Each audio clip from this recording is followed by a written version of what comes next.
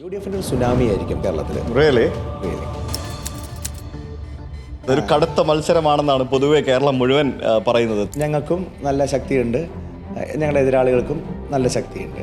അപ്പോൾ ആ നിലയിൽ ഉള്ളൊരു മത്സരം, ആ നിലയിലുള്ള മണ്ഡലത്തിൽ മത്സരം വരുമ്പോൾ സ്വാഭാവികമായിട്ടും കുറേ കൂടി അത് തീപാറുന്ന മത്സരം എന്നൊക്കെ നിങ്ങൾക്ക് പറയാൻ പറ്റുന്ന അവസ്ഥയിലേക്ക് വരുമല്ലോ. ബൽറാം ബെസ്റ്റ് ആണെന്നാണ് എഴുതി വെച്ചിരിക്കുന്നത്. എൻ്റെ എതിർ സ്ഥാനാർത്ഥി ഇപ്പോൾ ആ ക്യാപ്ഷൻ എടുത്തിരിക്കുകയാണ്. ഇലക്ഷൻ ക്യാമ്പയിൻ്റെ പകുതിക്ക് വെച്ച് എതിർ സ്ഥാനാർത്ഥിയുടെ ക്യാപ്ഷൻ കോപ്പി അടിക്കുന്നത് ആദ്യമായിട്ടാണെന്നാണ് എനിക്ക് തോന്നുന്നത്. ഭയങ്കര കോൺഫിഡൻ്റ് ആണ്, ഞങ്ങൾ മൂന്നാം തവണയും തിരിച്ചു വരും, LDF 3.0 വന്നിരിക്കും എന്നൊക്കെയാണ് പറയുന്നത്. ഇങ്ങനെ നിരന്തരം ഇലക്ഷനിൽ ഞങ്ങൾ വിജയിക്കുമ്പോൾ അവർ ചോദിക്കുകയാണ് LDF അല്ലാതെ മറ്റാര് എന്നുള്ളത്. ആഗോള അയ്യപ്പ സംഗമം നടത്തിയതും ഒട്ടേറെ വിവാദമായിരുന്നു. CPM-ഉമായിട്ട് ബന്ധപ്പെട്ട മുഴുവൻ ആളുകളും ഇപ്പോൾ ഈവൻറ്റ് മാനേജ്മെൻറ്റുകാരുടെ തടവറയിലാണ്. അവർ നടത്തുന്ന ഓരോ കാര്യവും ഇങ്ങനെ വേറെ ആരോ ഉപദേശിച്ചു കൊടുക്കുന്ന ബുദ്ധിയുടെ ഭാഗമായിട്ടാണ്. അങ്ങനെ ആരോ ഉപദേശിച്ചു കൊടുത്തൊരു ബുദ്ധിയാണല്ലോ ഇങ്ങനെ ഒരു ആഗോള അയ്യപ്പ സംഗമം നടത്തിയാൽ അയ്യപ്പ ഭക്തരുടെ ഇടയിൽ, ഹിന്ദു വിശ്വാസികളുടെ ഇടയിൽ CPM-ന് കുറച്ചുകൂടി ഒരു അപ്പർ ഹാൻഡ് കിട്ടും, അല്ലെങ്കിൽ അവരെ കൂടുതൽ പാർട്ടിയിലേക്ക് അടുപ്പിക്കാൻ സാധിക്കും എന്ന് ആരോ പറഞ്ഞു കൊടുത്തൊരു പൊട്ടബുദ്ധിയുടെ ഭാഗമായിട്ടാണ് ഇതിനായിട്ട് ഇറങ്ങി പുറപ്പെട്ടത്. സ്വർണം കട്ടത് ആരപ്പ എന്നാണ് എല്ലാവരും ചോദിക്കുന്നത്. ഹിന്ദു വിശ്വാസികളല്ലാത്ത ആളുകൾക്ക് പോലും അയ്യോ അവിടെ അത് നടക്കാൻ പാടില്ലായിരുന്നു എന്നുള്ളൊരു അഭിപ്രായമാണല്ലോ സ്വാഭാവികമായിട്ട് ഇത് കേൾക്കുമ്പോൾ ഉണ്ടാവുക. ഈ ഒരു ചെറിയ പ്രായത്തിൽ 2 തവണ MLA ആയി, 3 തവണ മത്സരിച്ചു. അതെ, അപ്പോൾ 4ാമത്തെ തവണ വീണ്ടും മത്സരിക്കുന്നു. ഒരു പുതുമുഖ MLA ആയിരുന്നു. അതിൽ തന്നെ ഏറ്റവും ബാക്ക് ബെഞ്ചറായിട്ടുള്ള, ഏറ്റവും ഫ്രഷ് ആയിട്ടുള്ള ആളായിരുന്നു. എന്നാൽ പോലും ആ 5 വർഷത്തിനകത്ത് തൃത്താലയിൽ 50 വർഷമായിട്ട് ചിന്തിച്ച് നടക്കാത്ത പല കാര്യങ്ങളും നടന്നു. ഉദാഹരണം പറയുകയാണെങ്കിൽ പട്ടാമ്പി താലൂക്ക് രൂപീകരിക്കുക എന്നുള്ളത് സാക്ഷാൽ EMS വിചാരിച്ചിട്ട് നടക്കാത്ത കാര്യമാണെന്ന് പലരും പറയാറുണ്ട്. നിങ്ങൾ നല്ലൊരു കാര്യം ചെയ്താൽ എത്ര പേര് പറയും? നേരെ മറിച്ച് നിങ്ങളൊരു മോശം കാര്യം ചെയ്താൽ അത് പറയാൻ 100 പേരുണ്ടാവും. ശരിയല്ലേ? നമ്മളെല്ലാം ചെയ്യുന്നത് അങ്ങനെയാണ്. നമ്മളെപ്പറ്റി നമ്മൾ തന്നെ പറയണമെന്നേ. ഞാൻ ഫേസ്ബുക്കിൽ ആളുകളുമായിട്ട് അനാവശ്യമായിട്ട് തർക്കത്തിലേർപ്പെടുന്ന ആളാണ് എന്നൊരു പ്രതീതി എനിക്കെതിരെ ഉണ്ടാക്കിയെടുക്കാൻ എൻ്റെ എതിരാളികൾ ബോധപൂർവ്വം ശ്രമിക്കുന്നുണ്ട്. രാഷ്ട്രീയത്തിലൊരു റിട്ടയർമെന്റ് വേണ്ടേ ആളുകൾക്ക്? അധികാര പദവികളിൽ, തെരഞ്ഞെടുപ്പ് രാഷ്ട്രീയത്തിലൊക്കെ ഒരു റിട്ടയർമെന്റ് ഏജ് എപ്പോഴും നല്ലതാണ്. യൂത്ത് ചിന്തിക്കുന്ന രീതിയിൽ ചിന്തിക്കാൻ അവർക്കേ പറ്റുള്ളൂ, ആ മൈൻഡുള്ളവർക്കേ പറ്റുള്ളൂ. വിശ്വഗുരു എന്നൊക്കെ അവകാശപ്പെടുന്ന ആളുകൾ അവരെത്രത്തോളം പൊള്ളയാണ് എന്നുള്ളത് പലപ്പോഴും ആളുകൾക്ക് മുമ്പിൽ ബോധ്യമാവുന്നുണ്ട്. നമസ്കാരം, ചാറ്റ് വിത്ത് ഭക്തൻ പോഡ്കാസ്റ്റിൻ്റെ പുതിയ ഒരു എപ്പിസോഡിലേക്ക് നിങ്ങൾക്ക് ഏവർക്ക് സ്വാഗതം. ഇന്ന് എൻ്റെ ഒപ്പം വന്നിരിക്കുന്നത് കോൺഗ്രസിൻ്റെ വളരെ യുവ നേതാക്കളിൽ ഒന്നായ നമ്മുടെ ശ്രീ VT ബൽറാം. നമസ്കാരം. നമസ്കാരം. സുഖല്ലേ? Nice to meet you. ഒരുപാട് കാലമായി കണ്ടിട്ട് അല്ലേ? ഒരുപാട് കാലമായി കണ്ടിട്ട്. നമ്മളൊരു 5 വർഷം മുമ്പ്, അന്ന് താങ്കൾ MLA ആയിരുന്നു. അപ്പോൾ അന്ന് നമ്മൾ കോട്ടക്കൽ വെച്ചിട്ട് ഒരു സ്ഥാപനം ഒരുമിച്ച് ഉദ്ഘാടനം ചെയ്തു. എടപ്പാളായിരുന്നോ എന്ന് എനിക്ക് ഓർമ്മയില്ല. എനിക്കും ഒരു സംശയമുണ്ട്. എടപ്പാള്. നമ്മളൊരു സ്ഥാപനം ഒരുമിച്ച് ഉദ്ഘാടനം ചെയ്തിട്ടുണ്ട്. പക്ഷെ അന്നത്തെക്കാട്ടി ചെറുപ്പമായി ഇപ്പോൾ. ഇതൊക്കെ എങ്ങനെയാണ് സാധിക്കുന്നത്? അന്ന് കുറച്ചുകൂടെ പ്രായം തോന്നുന്നുണ്ടായിരുന്നു, ഇപ്പോൾ വീണ്ടും ചെറുപ്പമായി. ഞാൻ തിരിച്ചങ്ങോട്ടും പറയണമെന്നാണോ? പറയട്ടോ. സന്തോഷം. സുഹൃത്തിനെ ഞാൻ എല്ലാം കാണാറുണ്ട്, ആദ്യത്തെ വീഡിയോസും അതോടൊപ്പം ഇപ്പം പോഡ്കാസ്റ്റുകൾ വളരെ നല്ല രീതിയിൽ ചെയ്യുന്നതൊക്കെ കാണുന്നുണ്ട്. താനും വളരെ യങ്ങായിട്ടും വളരെ വൈബ്രന്റ് ആയിട്ട് ഫീൽഡിൽ പിടിച്ച് നിൽക്കണ്ടേ? ഫീൽഡ് ഔട്ട് ആയി പോരുന്നില്ല. ഇല്ല. നമ്മുടെ നിങ്ങളെയൊക്കെ സെയിം ആണല്ലോ ഉദ്ദേശം, അല്ലേ? നമ്മളെല്ലാവരും ഒരേ തോണിയിൽ പല എന്താ പറയാ രീതിയിൽ യാത്ര ചെയ്യുന്ന ആൾക്കാരെ കണ്ടന്റ് ഓരോ ദിവസവും ഇമ്പ്രൂവ് ചെയ്യുന്നുണ്ട്. എന്തായാലും താങ്ക് യു. നമുക്ക് പറയുകയാണെങ്കിൽ കോൺഗ്രസിലെ യുവ നേതാക്കളിൽ ഒരാൾ, സോഷ്യൽ മീഡിയയിൽ പണ്ട് മുതലേ വളരെ സജീവമായ ഒരാൾ, ഫേസ്ബുക്ക് MLA എന്ന് വരെ ആൾക്കാർ വിളിക്കുമായിരുന്നു ഒരു കാലത്ത്, അല്ലേ? അതെ, ഇപ്പോഴും ഉണ്ടെന്ന് തോന്നുന്നു. MLA അല്ലാതായിട്ട് ഇപ്പം ഞാൻ 5 കൊല്ലമായി, ഇപ്പോഴും ആ വിളി മാഞ്ഞിട്ടില്ല. ഓക്കെ. എങ്ങനെയുണ്ട് തൃത്താല ഇപ്പം തവണ? തൃത്താല നല്ല നല്ല മണ്ഡലമാണ്, നല്ല നാടാണ്, എൻ്റെ നാടാണ്. അതോടൊപ്പം ഈ പറഞ്ഞ പോലെ എൻ്റെ എതിരാളികൾ പോലും എന്നെ തൃത്താലയുടെ പേര് ചേർത്താണ് പറയാറുള്ളത്. എന്നെ അധിക്ഷേപിക്കാൻ വേണ്ടി അവരുണ്ടാക്കുന്ന പരിഹാസ പേരിൽ പോലും തൃത്താല ഉണ്ടാവും. അപ്പം അത് എനിക്കൊരു അംഗീകാരമായിട്ടാണ് തോന്നുന്നത്. കാരണം അത്രത്തോളം ഞാൻ ഈ നാടുമായിട്ട് എനിക്കൊരു ആത്മബന്ധം ഉണ്ട് സത്യത്തിൽ. എൻ്റെ ജനിച്ചു വളർന്ന ആളല്ലേ? അതെ, അത് മാത്രമല്ല, അതോടൊപ്പം എൻ്റെ രാഷ്ട്രീയ ജീവിതത്തിലും എൻ്റെ വ്യക്തി ജീവിതത്തിലും ഒക്കെ ഈ ഒരു ടാഗ് ലൈൻ ഉണ്ട് ഈ നാടുമായിട്ട് ബന്ധപ്പെട്ട്. അപ്പം MLA ആയതിനു ശേഷമാണ് ഞാൻ തൃത്താലയിൽ ശരിക്കും പറഞ്ഞാൽ സ്ഥിരതാമസമായത്. എൻ്റെ വീട് ഇവിടെ ആയിരുന്നെങ്കിൽ പോലും സംഘടനാ പ്രവർത്തനം കൂടുതൽ തൃശ്ശൂർ ജില്ല കേന്ദ്രീകരിച്ചിട്ടായിരുന്നു അതുവരെ. അപ്പം പക്ഷേ തൃത്താലയിൽ വന്നപ്പോൾ പഴയ സുഹൃത്തുക്കളും സഹപാഠികളും ബന്ധുക്കളും പിന്നെ നാട് മുഴുവൻ എൻ്റെ കുടുംബാംഗങ്ങളെ പോലെ അവരെ എന്നെ സ്വീകരിച്ചിരുന്നു ഫസ്റ്റ് ഇലക്ഷൻ തൊട്ട് തന്നെ. അപ്പോൾ ആ ഒരു ആത്മബന്ധം ഇപ്പോഴും ഉണ്ട്. അതുകൊണ്ട് തന്നെ തൃത്താലയിൽ വീണ്ടും മത്സരിക്കുക എന്ന് പറയുമ്പോൾ എന്നെ സംബന്ധിച്ചുള്ള ഒരു പുതുമയില്ല. ഞാനിപ്പോൾ 4ാമത്തെ തവണയാണ് തൃത്താലയിൽ മത്സരിക്കുന്നത്. അപ്പോൾ അതുകൊണ്ട് തന്നെ അതും ഒരു പുതുമയില്ല. ഇത്തവണ പിന്നെ കുറച്ചും കൂടെ എക്സൈറ്റഡ് ആയിരിക്കും, കാരണം ഭയങ്കര വെല്ലുവിളികളും ഈ പറഞ്ഞ പോലെ ഭയങ്കര എന്താ പറയുക ഒരു കടുത്ത മത്സരമാണെന്നാണ് പൊതുവെ കേരളം മുഴുവൻ പറയുന്നത്. തൃത്താലയെ നോക്കിക്കാണുന്നു. തൃത്താലയിലെ ഒരു ത്രികോണ മത്സരം എന്ന് പറയാൻ പറ്റത്തില്ല, എന്നാലും രണ്ടുപേര് തമ്മിലുള്ള ഒരു ശക്തമായ മത്സരം ആണ് തൃത്താലയിൽ സംഭവിക്കാൻ പോകുന്നതെന്നാണ് എല്ലാവരും ഉള്ള ഒരു പറച്ചിൽ. ഞങ്ങളുടെ മുന്നണിയും അപ്പുറത്തെ മുന്നണിയും ഒരുപോലെ സംഘടനാപരമായ ശക്തിയുള്ള ഞങ്ങൾക്ക് കൂട്ടർക്കും വോട്ട് ഷെയർ നോക്കുമ്പോഴും നല്ല ടൈറ്റ് മത്സരമുള്ള ഒരു മണ്ഡലം തന്നെയാണ്. വ്യക്തികൾ തമ്മിലുള്ള മത്സരം മാത്രമല്ല. ഇപ്പോൾ ഉദാഹരണം പറയുകയാണെങ്കിൽ 8 പഞ്ചായത്താണുള്ളത്. അപ്പോൾ കഴിഞ്ഞ തവണ 4-4 ഇത്തവണ 5-3. ഞങ്ങൾക്ക് 5 പഞ്ചായത്ത്, അവർക്ക് 3 പഞ്ചായത്ത്. ബ്ലോക്ക് പഞ്ചായത്തിലാണെങ്കിൽ ഇത്തവണ ഒപ്പത്തിനൊപ്പമാണ് സീറ്റ്. അപ്പോൾ പ്രസിഡൻറ്റും വൈസ് പ്രസിഡൻറ്റും ടോസിലൂടെയാണ്, നറുക്കെടുപ്പിലൂടെയാണ് തീരുമാനിച്ചത്. പ്രസിഡന്റ് സ്ഥാനം ഞങ്ങൾക്ക് നഷ്ടപ്പെട്ടു, വൈസ് പ്രസിഡന്റ് സ്ഥാനം ഞങ്ങൾക്ക് കിട്ടി. അപ്പം അങ്ങനെ വളരെ ടൈ ആണ് എല്ലാ കാര്യത്തിലും. സംഘടനാപരമായിട്ടും ഞങ്ങൾക്കും നല്ല ശക്തിയുണ്ട്, ഞങ്ങളുടെ എതിരാളികൾക്കും നല്ല ശക്തിയുണ്ട്. അപ്പോൾ ആ നിലയിൽ ഉള്ളൊരു മത്സരം, ആ നിലയിലുള്ള മണ്ഡലത്തിൽ മത്സരം വരുമ്പോൾ സ്വാഭാവികമായിട്ടും കുറെ കൂടി അത് തീപാറുന്ന മത്സരം എന്നൊക്കെ നിങ്ങൾക്ക് പറയാൻ പറ്റുന്ന അവസ്ഥയിലേക്ക് വരുമല്ലോ. ഓക്കെ, എന്തായാലും നിങ്ങൾ രണ്ടുപേരും യുവ നേതാക്കന്മാരാണ്. താങ്കളുടെ എതിർ സ്ഥാനാർത്ഥിയായിട്ടുള്ള MP രാജേഷ് എന്ന് പറഞ്ഞ വ്യക്തിയുമായിട്ട് ഇപ്പം ഓഫ് കോഴ്സ് ഇപ്പം നമ്മുടെ എതിർ സ്ഥാനാർത്ഥിയാണ്, എന്നിരുന്നാലും നിങ്ങൾ തമ്മിലൊരു സൗഹൃദം ഉണ്ടാവില്ലേ? ഒന്നാമത് യുവ സ്ഥാനാർത്ഥികൾ എന്നുള്ള നിലയിൽ നിന്ന് ഞാൻ തന്നെ മാറിയിട്ടുണ്ട്. എന്നേക്കാൾ 4-5 വയസ്സ് അദ്ദേഹത്തിന് കൂടുന്നതാണ് എനിക്ക് തോന്നുന്നത്. അപ്പോൾ എനിക്ക് പോലും ഞാൻ സ്വയം ആ അർത്ഥത്തിൽ സോക്കോൾഡ് യുവത്വം എനിക്ക് അവകാശപ്പെടാൻ സാധിക്കില്ല. പക്ഷേ യുവത്വം എന്നിങ്ങനെ ഏജ് ഈസ് ജസ്റ്റ് നമ്പർ എന്നൊക്കെ പറയാറുണ്ടല്ലോ. അപ്പം ആ നിലയിൽ നോക്കാം. കാരണം പുതിയ കാഴ്ചപ്പാടുകളും പുതിയ സമീപന രീതികളും പുതുതായിട്ട് മുന്നോട്ട് പോകാനുള്ള ഊർജവും ഒക്കെയുള്ള ഒരാളായിട്ടാണ് എനിക്ക് സ്വയം തോന്നുന്നത്. അതിനപ്പുറത്ത് ഞാനൊക്കെ ഒരു എന്താ പറയുക, ലേറ്റർ ഹാഫ് ഓഫ് 40s ആണിപ്പോൾ. അപ്പം യുവാവ് എന്ന അർത്ഥത്തിൽ പറയാൻ പറ്റില്ല. എൻ്റെ എതിർ സ്ഥാനാർത്ഥിയായിട്ട് ഇപ്പോൾ മത്സരിക്കുന്ന അദ്ദേഹമായിട്ട് പരിചയമുണ്ട് എനിക്ക് കുറേ കാലമായിട്ട്. അദ്ദേഹം SFIയുടെ നേതാവായിരിക്കുന്ന സമയത്തും DYFIയുടെ നേതാവായിരിക്കുന്ന സമയത്തുമൊക്കെ ഞാൻ ഈ പറഞ്ഞ പോലെ 5-6 വയസ്സ് ഞാൻ ജൂനിയർ ആണെങ്കിലും ഞങ്ങളുടെ സംഘടനയിലും KSUവിലും യൂത്ത് കൗൺസിലൊക്കെ ഉള്ള സമയം തൊട്ട് തന്നെ ചില സെമിനാറുകളിലും സംവാദങ്ങളിലും ഒക്കെ ആ ഘട്ടം തൊട്ട് തന്നെ ഞങ്ങൾ പങ്കെടുക്കാറുണ്ട്. അതിനപ്പുറത്തൊരു സൗഹൃദം എന്നുള്ള അർത്ഥത്തിൽ ഡെവലപ്പ് ചെയ്തിട്ടില്ല, അങ്ങനെ ഇല്ല. ഓക്കെ, എന്തായാലും നമ്മളിപ്പോൾ രാത്രി 11:30 മണിക്കാണ് നമ്മൾ ഈ ഒരു പോഡ്കാസ്റ്റ് ചിത്രീകരിക്കുന്നത്. അതിൻ്റെ മെയിൻ റീസൺ എന്ന് പറയുന്നത് ഈ പറഞ്ഞ പോലെ ഇലക്ഷൻ തിരക്കിൽ അദ്ദേഹം ഇപ്പോഴാണ് ശരിക്കും വീട്ടിൽ വന്ന് കയറുന്നത്. ഒരു 10 മിനിറ്റ് മുമ്പ് വീട്ടിൽ വന്നു, മുഖമൊക്കെ കഴുകി ഡ്രസ്സൊക്കെ മാറി നേരെ നമ്മുടെ ക്യാമറയുടെ മുമ്പിൽ വന്നിരുന്നു. ഇതാണ് സംഭവിക്കുന്നത്. ഞാൻ ഇന്ന് ഉച്ചയ്ക്ക് 2 മണിക്ക് എൻ്റെ നാടായിട്ടുള്ള പത്തനംതിട്ടയിലെ തിരുവല്ലയിൽ നിന്നും യാത്ര ആരംഭിച്ച് സ്വയം ഡ്രൈവ് ചെയ്തതാണ്. അല്ലല്ല, ഞങ്ങൾ 4 പേരുണ്ട്. വേറെ ഞങ്ങൾ 3-4 പേര് മാറി മാറിയാണ് ഓടിച്ചത്, അല്ലാണ്ട് എത്തില്ലല്ലോ. 200 കിലോമീറ്ററാണ് തിരുവല്ലയിൽ നിന്ന് ഇവിടെ വരെ, തൃത്താല വരെ ഉള്ളത്. ഉച്ചയ്ക്ക് 2 മണിക്ക് ഞാൻ ഇറങ്ങുന്നതാണ്. 7 മണിക്കൂർ യാത്ര ചെയ്ത് 9 മണിക്കാണ് രാത്രി ഞാനിവിടെ എത്തുന്നത്. വികസിത കേരളം. 200 കിലോമീറ്ററിന് നമുക്ക് 7 മണിക്കൂർ യാത്രയാണ്. ഇലക്ഷൻ തിരക്കോ അല്ലാതെ വേറെ ഒരു സംഭവങ്ങളൊന്നുമില്ല.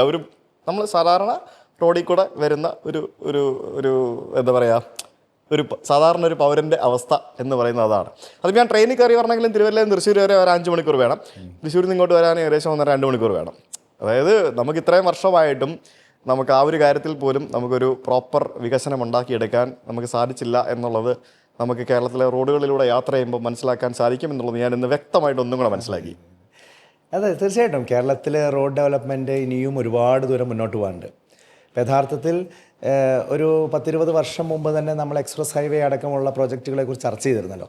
പക്ഷെ അന്ന് പല കാരണങ്ങൾ കൊണ്ട്, രാഷ്ട്രീയമായിട്ടുള്ള ചില കടുംപിടുത്തങ്ങൾ കാരണം, പ്രത്യയശാസ്ത്ര കടുംപിടുത്തങ്ങൾ കാരണം അത് നടക്കാതെ പോയി. അന്ന് എക്സ്പ്രസ് ഹൈവേ ഒക്കെ നടന്നിരുന്നെങ്കിൽ നിങ്ങൾ ഈ പറഞ്ഞ പോലെ കുറേ കൂടി ആയാസരഹിതമായിട്ട് ഇപ്പോൾ കേരളത്തിൽ നമുക്ക് യാത്ര ചെയ്യാമായിരുന്നു. ഇപ്പം പക്ഷേ നാഷണൽ ഹൈവേ ഒരു ഭാഗത്ത് ഡെവലപ്പ് ചെയ്യുന്നുണ്ട്. പക്ഷെ അപ്പോഴും കേരളത്തിൽ ഒരറ്റം മുതൽ മറ്റേ അറ്റം വരെയുള്ള യാത്രയാവുന്നുള്ളൂ. ഇതിനിടയിൽ ഇതിനെ ക്രോസ് ചെയ്യുന്ന തരത്തിലുള്ള ഹൈവേസ് ഉണ്ടാവണം. അതുകൂടി ഡെവലപ്പ് ചെയ്യാൻ നമ്മൾ ശ്രമിച്ചാൽ മാത്രമാണ് ഈ ഒരു സ്ഥലത്ത് നിന്ന് അടുത്ത ഡെസ്റ്റിനേഷൻ വരെയുള്ള ദൂരത്തിൽ നമുക്ക് പരമാവധി ടൈം സേവ് ചെയ്യാൻ പറ്റും. ഉദാഹരണം പറയുകയാണെങ്കിൽ ഇപ്പോൾ പാലക്കാട് പൊന്നാനി റോഡ് എന്ന് പറയുന്ന ഒരു റോഡ് ഞങ്ങളുടെയൊക്കെ പ്രദേശത്തൂടെ പോകുന്നുണ്ട്. 100 കിലോമീറ്ററാണ് പാലക്കാട് നിന്ന് പൊന്നാനി വരെയുള്ള. ഒറ്റപ്പാലം, ഷൊർണൂർ അടക്കമുള്ള, പട്ടാമ്പി അടക്കമുള്ള, ഞങ്ങളുടെ കൂറ്റനാട് അടക്കമുള്ള പ്രദേശങ്ങൾ, എടപ്പാൾ, അങ്ങനെയുള്ള റോഡാണ്. യഥാർത്ഥത്തിൽ ഇത് 4 വരി പാതയാക്കേണ്ട സമയം കഴിഞ്ഞു എന്നാണ് എൻ്റെ അഭിപ്രായം. ഈ ഒരു പാത 4 വരി പാതയാക്കിയാൽ പാലക്കാട് ജില്ലയിലെ ഞങ്ങളുടെയൊക്കെ പ്രദേശത്തുള്ള ആളുകൾക്ക് കുറേ കൂടി അങ്ങോട്ടും ഇങ്ങോട്ടും പോകാൻ പറ്റും. ഇപ്പം ഞാൻ പലപ്പോഴും പല സ്ഥലങ്ങളിലും പറയാറുണ്ട്. ഇപ്പം എൻ്റെ വീട് നിൽക്കുന്ന തൃത്താലയിലെ ഈ പ്രദേശത്ത് അതാ അല്ല, ഞാൻ അതിനപ്പുറം തിരുവനന്തപുരം നിൽക്കട്ടെ, ഞാൻ അതിനപ്പുറം പറയാൻ പോവാ. ഞാൻ ഈ നിൽക്കുന്ന പാലക്കാട് ജില്ലയുടെ തൃത്താലയുടെ എൻ്റെ വീട്ടിൽ നിന്ന് പാലക്കാട് ജില്ലാ കളക്ടറേറ്റിലേക്ക് ഒരു മീറ്റിങ്ങിന് പോകണമെങ്കിൽ എനിക്ക് മിനിമം 2 മണിക്കൂർ എടുക്കും. എത്ര കിലോമീറ്റർ? ഏതാണ്ട് 70-75 കിലോമീറ്ററാണ്. അതല്ല തമാശ, എനിക്ക് പാലക്കാട് കളക്ടറേറ്റിൽ എത്തുന്നതിനേക്കാൾ എളുപ്പത്തിൽ തൃശ്ശൂർ കളക്ടറേറ്റിലേക്ക് എത്താൻ പറ്റും. അതുപോലെ തന്നെ എളുപ്പത്തിൽ എനിക്ക് മലപ്പുറം കളക്ടറേറ്റിലേക്ക് എത്താൻ പറ്റും. ഇപ്പം NH കുറച്ചും കൂടി നന്നായി കഴിഞ്ഞാൽ എനിക്ക് കോഴിക്കോട് വരെ പോകാനും ഒരു പക്ഷേ പാലക്കാടിനേക്കാൾ കുറഞ്ഞ സമയം മതി. ജില്ല പാലക്കാടാണ്, പക്ഷേ എനിക്ക് അയൽ ജില്ലകളിലെ ജില്ലാ ആസ്ഥാനങ്ങളാണ് കുറേ കൂടി ആക്സസിബിൾ. അപ്പം ഇങ്ങനെയുള്ള ചില പ്രശ്നങ്ങൾ കേരളത്തിൻ്റെ പല ഭാഗങ്ങളിലും ഉണ്ട്. അപ്പോൾ അതുകൊണ്ട് തന്നെ കാസർഗോഡ് ടു തിരുവനന്തപുരം എന്നാണ് നമ്മളെപ്പോഴും ഇതൊക്കെ ചിന്തിക്കുക. ഇപ്പം KRail എന്ന് പറയുന്നൊരു പ്രൊജക്റ്റ് ഈ ഗവൺമെൻറ് മുന്നോട്ട് വെച്ചിരുന്നത്, അതിൽ പാലക്കാട് ടച്ച് ചെയ്യുന്നില്ല. CPM-ൻ്റെ സംസ്ഥാന സെക്രട്ടറി ഇവിടെ വന്നിട്ട് പറഞ്ഞു കൂറ്റനാട് നിന്ന് അപ്പം കൊണ്ടുപോകാമെന്ന്. ഇവിടെ വന്നിട്ടാണ് പറഞ്ഞത്. പക്ഷേ കൂറ്റനാടോ പാലക്കാട് ജില്ലയോ KRail-ൻ്റെ അലൈൻമെൻറ്റിൽ വരുന്നില്ലായിരുന്നു.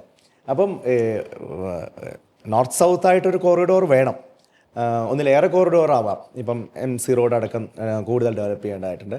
അതോടൊപ്പം അതിൻ്റെ പെർപെൻഡിക്കുലർ ആയിട്ടുള്ള മറ്റ് റോഡുകൾ മലയോര ഹൈവേയും ഈ പറഞ്ഞ നോർത്ത് സൗത്തായാണ് പോകുന്നത്. അതിന് പെർപെൻഡിക്കുലർ റോഡ്സ് വേണം.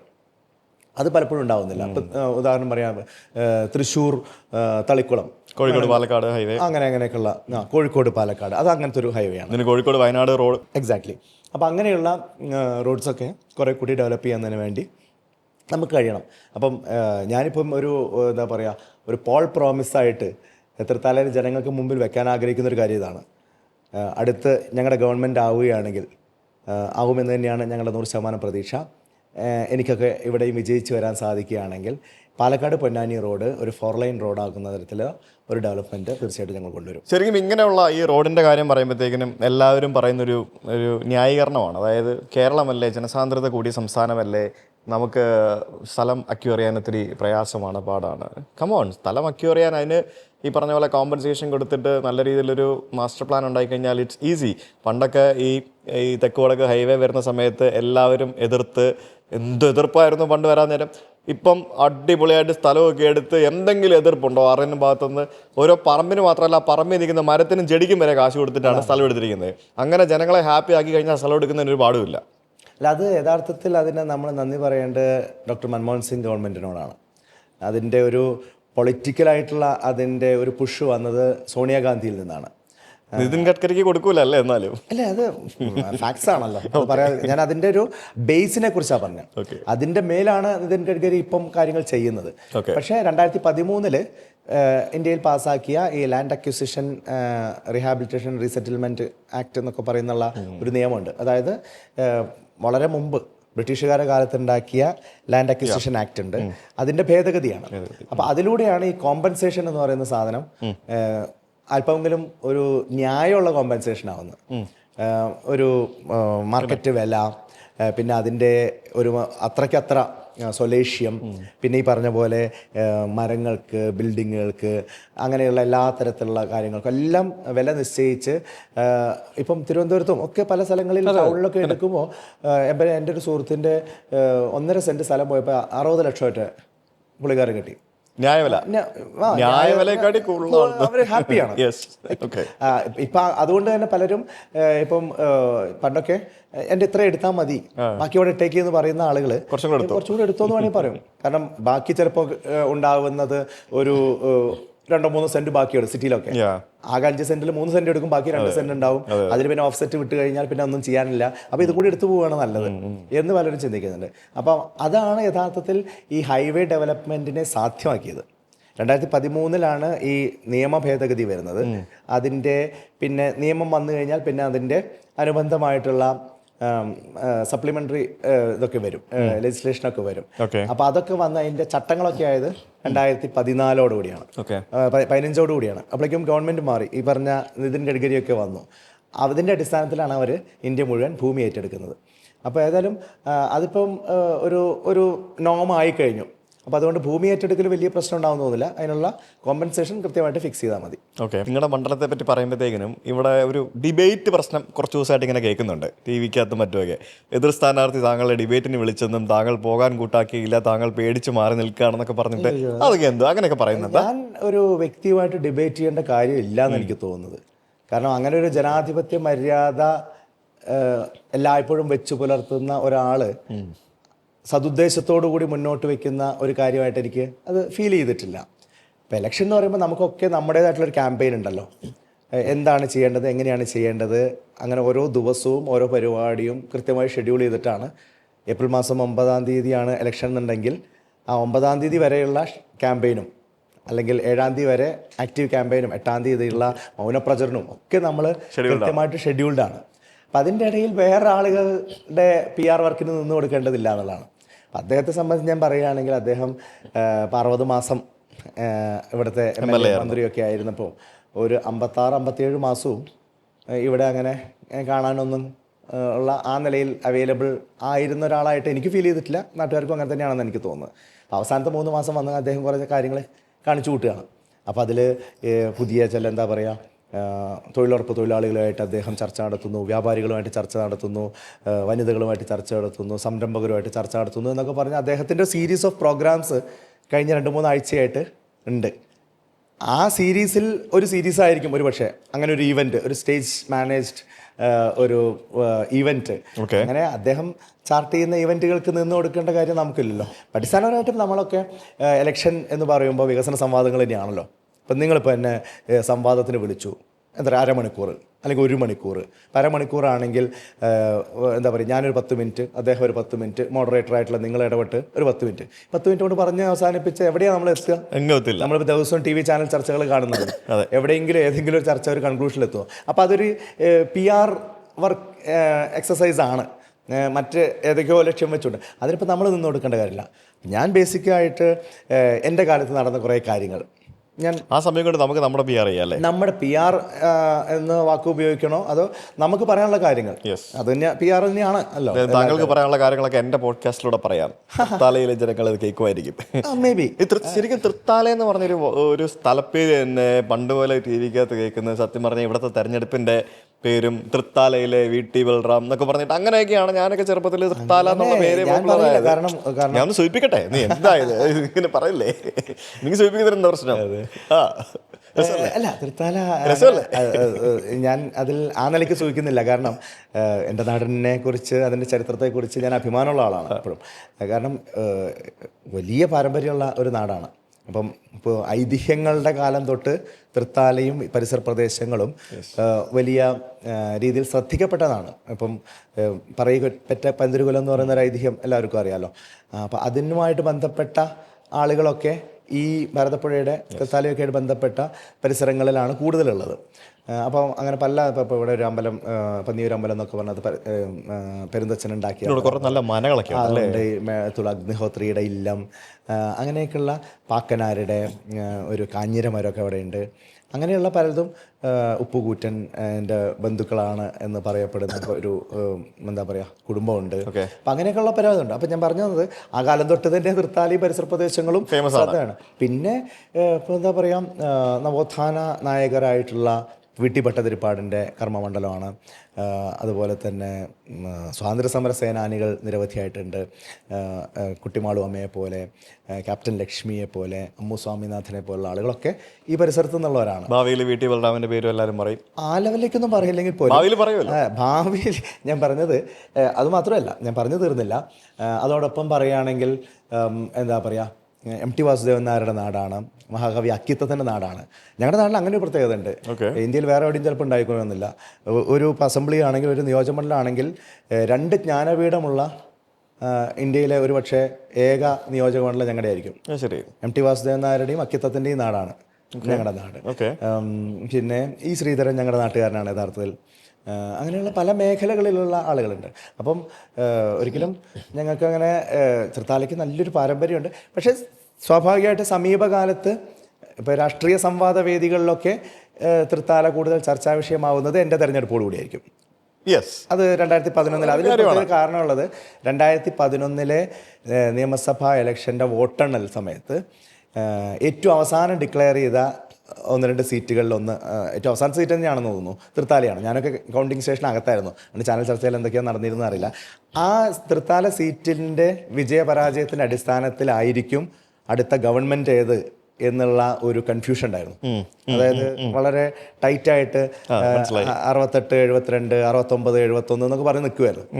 അപ്പം എല്ലാവരുടെയും ശ്രദ്ധ തൃത്താലയിൽ എന്ത് സംഭവിക്കും, തൃത്താലയിൽ എന്ത് സംഭവിക്കും വിദേശത്ത് വളർക്കാനുള്ള ആളുകൾ ആ സമയത്ത് ശ്രദ്ധിച്ചിരുന്നു നടത്തും. അപ്പം അന്ന് തൊട്ടാണ് അതിന് ആ നിലയ്ക്ക് ഒരു ശ്രദ്ധ കൂടി ഫേമസ് ആയത്. നമ്മൾ കുറേ മുൻപിലോട്ട് പോയി, നമ്മൾ കുറച്ച് പുറകിലോട്ട് പോകണം. സാധാരണ കോൺഗ്രസ് എന്ന് പറയുന്ന പാർട്ടിയിൽ ഏറ്റവും കൂടുതലായിട്ട് കാണുന്നൊരു സംഭവമാണ് മക്കൾ രാഷ്ട്രീയം അല്ലെങ്കിൽ ഫാമിലി പൊളിറ്റിക്സ്. താങ്കൾ അതിൽ നിന്നൊക്കെ വളരെ വ്യത്യസ്തനായിട്ട് സ്വന്തം നിലയിൽ കയറി വന്ന, സ്വന്തമായിട്ട് ഐഡൻറ്റിറ്റി ഉണ്ടാക്കിയ ഒരു വ്യക്തിയാണ്. തൃത്താലയിൽ തന്നെയാണ് ജനിച്ചത് അല്ലേ?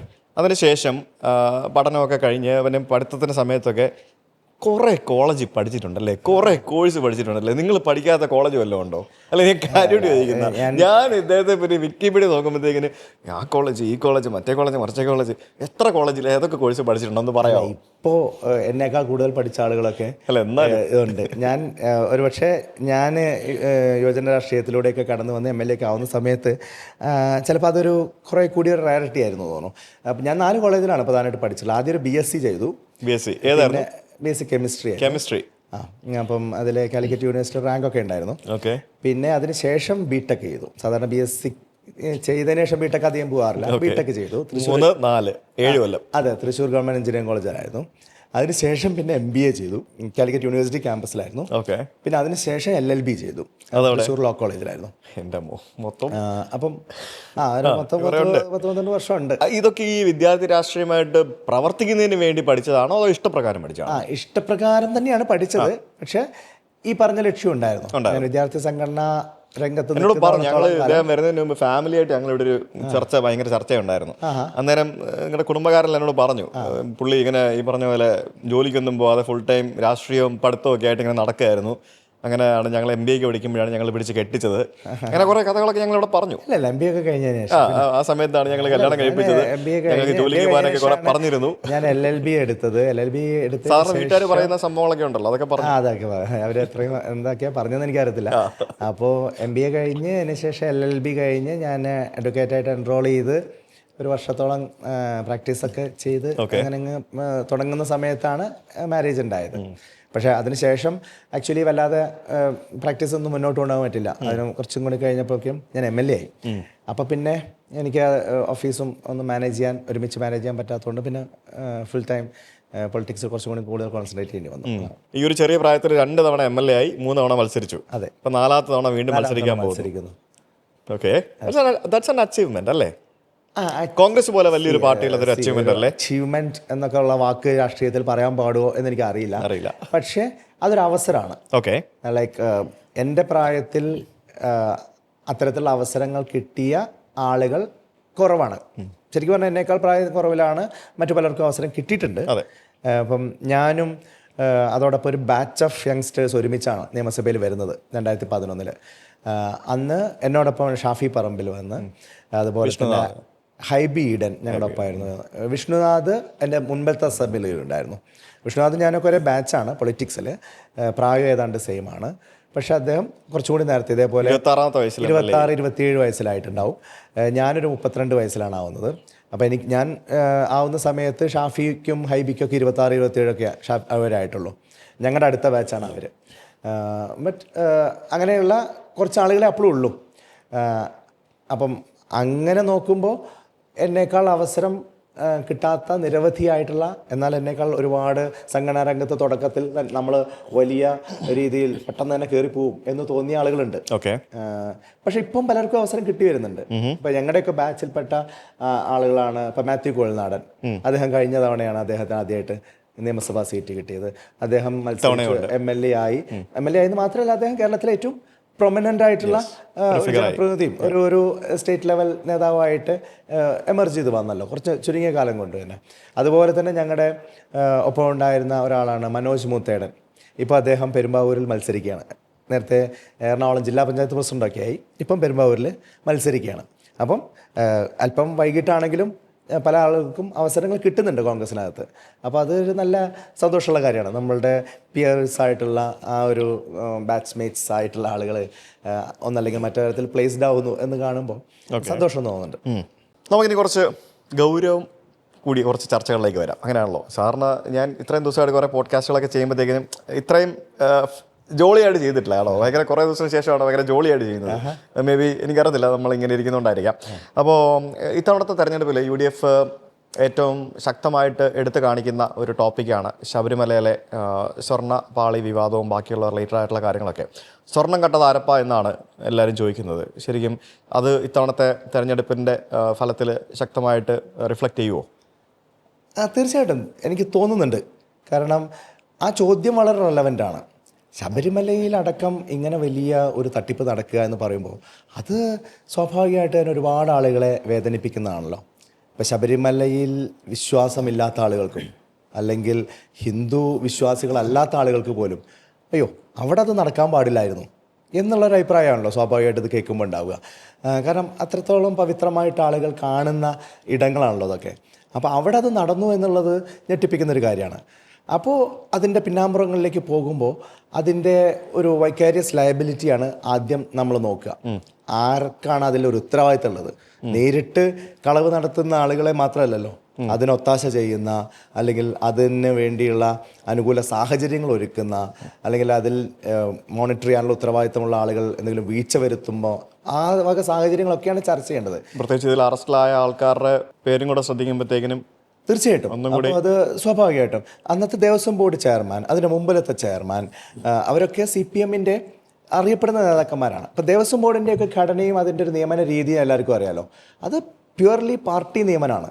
ഒരു പാർട്ടി ആണ് നിയമിക്കുക, ഭരണകക്ഷിയാണ് നിയമിക്കുക. അപ്പോൾ പാർട്ടിക്ക് ഏറ്റവും വിശ്വാസമുള്ള ആളുകളെ, പാർട്ടി താല്പര്യങ്ങൾ ഏറ്റവും നല്ല രീതിയിൽ കൊണ്ടു നടക്കും എന്ന് അവർക്ക് ഉറപ്പുള്ള ആളുകളെയാണ് ഇത്തരം കാര്യങ്ങളിലേക്ക് നിയോഗിക്കുക. അങ്ങനെ CPMൻ്റെ നോമിനീസായിട്ട് വന്ന ആളുകളാണ്. അതിലൊരാൾ മുൻ CPM MLA കൂടിയാണ്. അപ്പോൾ അങ്ങനെയുള്ള ആളുകൾ ഇതിൽ ഇൻവോൾവ് ആണ് അല്ലെങ്കിൽ അവരുടെ കാലത്താണ് ഇത് നടന്നത് എന്ന് കാണുമ്പോൾ ഒരു പാർട്ടി സ്വാഭാവികമായിട്ട് ചെയ്യേണ്ടത് എന്താ?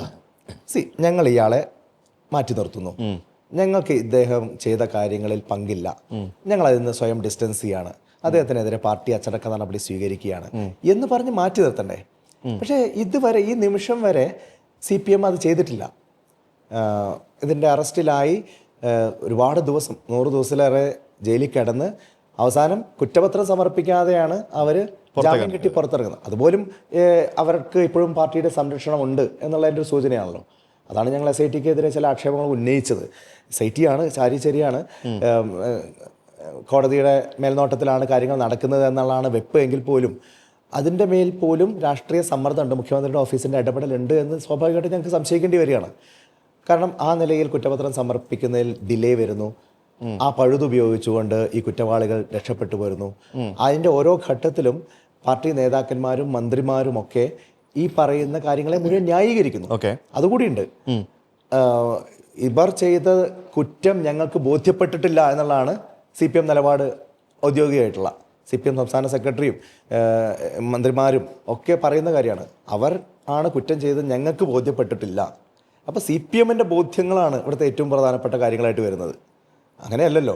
ആരോപണ വിധേയമാകുന്ന ആളുകൾ, പ്രത്യേകിച്ച് ഇത്തരത്തിലുള്ള ഗുരുതരമായിട്ടുള്ള ആക്ഷേപങ്ങൾ ഉണ്ടാകുന്ന ആളുകൾ, സംശയത്തിൻ്റെ മുന്നിൽ നിൽക്കുന്ന ആളുകളെ മാറ്റി നിർത്തുക, അവർക്ക് ഞങ്ങളുടെ സംരക്ഷണം ഇല്ല എന്നുള്ളൊരു മെസ്സേജ് സമൂഹത്തിന് കൊടുക്കുക, അത് ചെയ്യുന്നില്ല. അപ്പോൾ അതുകൊണ്ടാണ് ഇവർക്കിതിൽ റെസ്പോൺസിബിലിറ്റി ഉണ്ട് എന്ന് നമുക്ക് കൃത്യമായി തന്നെ പറയേണ്ടതായിട്ട് വരുന്നത്. ഈ ആഗോള അയ്യപ്പ സംഗമം നടത്തിയതും ഒട്ടേറെ വിവാദമായിരുന്നു. പ്രത്യേകിച്ച് ചില ആളുകളുടെയൊക്കെ വരവും പിന്നെ ഇവിടുത്തെ ബഡ്ജറ്റും ബാക്കിയുള്ള സംഭവങ്ങളും അനാവശ്യ ചിലവുകളും ബാക്കിയുള്ള സംഭവങ്ങളൊക്കെ അതും ഇതുമായിട്ട് റിലേറ്റഡ് ആയിട്ടുള്ള ഒരു ഇത് തന്നെയായിരിക്കും അല്ലേ? ഞാൻ നേരത്തെ പറഞ്ഞല്ലോ ഈ CPM-ഉമായിട്ട് ബന്ധപ്പെട്ട മുഴുവൻ ആളുകളും ഇപ്പോൾ ഈവൻറ്റ് മാനേജ്മെൻറ്റുകാരുടെ തടവറയിലാണ്. അവർ നടത്തുന്ന ഓരോ കാര്യവും ഇങ്ങനെ വേറെ ആരോ ഉപദേശിച്ചു കൊടുക്കുന്ന ബുദ്ധിയുടെ ഭാഗമായിട്ടാണ്. അങ്ങനെ ആരോ ഉപദേശിച്ചു കൊടുത്തൊരു ബുദ്ധിയാണല്ലോ ഇങ്ങനെ ആഗോള അയ്യപ്പ സംഗമം നടത്തിയാൽ അയ്യപ്പ ഭക്തരുടെ ഇടയിൽ, ഹിന്ദു വിശ്വാസികളുടെ ഇടയിൽ CPM-ന് കുറച്ചുകൂടി ഒരു അപ്പർ ഹാൻഡ് കിട്ടും, അല്ലെങ്കിൽ അവരെ കൂടുതൽ പാർട്ടിയിലേക്ക് അടുപ്പിക്കാൻ സാധിക്കും എന്ന് ആരോ പറഞ്ഞു കൊടുത്തൊരു പൊട്ടബുദ്ധിയുടെ ഭാഗമായിട്ടാണ് ഇതിനായിട്ട് ഇറങ്ങി പുറപ്പെട്ടത്. അപ്പോൾ അതിൽ ഇതിനൊക്കെ പുറകിലുള്ളൊരു മിനിമം എത്തിക്സ് ഉണ്ടല്ലോ, അത് ആളുകൾക്ക് കൺവിൻസ് ചെയ്യുന്ന തരത്തിൽ മുന്നോട്ട് വയ്ക്കാൻ CPM-ന് സാധിച്ചിട്ടില്ല എന്നാണ് എനിക്ക് തോന്നുന്നത്. CPM നടത്തേണ്ട ഒരു പരിപാടിയാണോ എന്നുള്ള ചോദ്യം സ്വാഭാവികമായിട്ട് വരും. അതിലെന്തെങ്കിലും ആത്മാർത്ഥത്തോട് കൂടിയിട്ടാണോ ചോദിക്കും.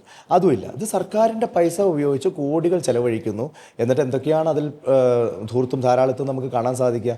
ഭക്ഷണം കഴിക്കുന്നതിലടക്കം, പന്തലെടുക്കുന്നതിലടക്കം എല്ലാം അഴിമതിയുടെ വലിയ കണക്കുകളല്ലേ പുറത്തു വന്നത്. അതോടൊപ്പം അതിൻ്റെ രാഷ്ട്രീയം. ഇപ്പം ഇന്ത്യയിൽ എത്രയോ മുഖ്യമന്ത്രിമാരുണ്ട്. അതിൽ UP മുഖ്യമന്ത്രി യോഗി ആദിത്യനാഥിനെ പ്രത്യേകമായി പോയി ക്ഷണിക്കുന്നു.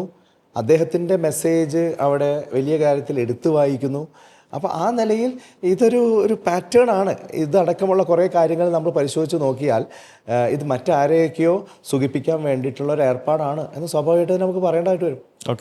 ഈ UDF ഇപ്പം വലിയൊരു പ്രകടന പത്രം ഇറക്കിയിട്ടുണ്ട്, കുറേ വാഗ്ദാനങ്ങൾ നൽകിയിട്ടുണ്ട്. അതിനകത്ത് തന്നെ ഇന്ദിര ഗ്യാരണ്ടി എന്നൊക്കെ പറഞ്ഞുള്ള പ്രൊജക്റ്റ് ഉണ്ട്. പിന്നെ സ്ത്രീകൾക്ക് KSRTC ബസ്സുകളിൽ സൗജന്യ യാത്ര എന്നൊക്കെ പറഞ്ഞ് കുറേ ഓഫറുകളൊക്കെ ഉണ്ട്.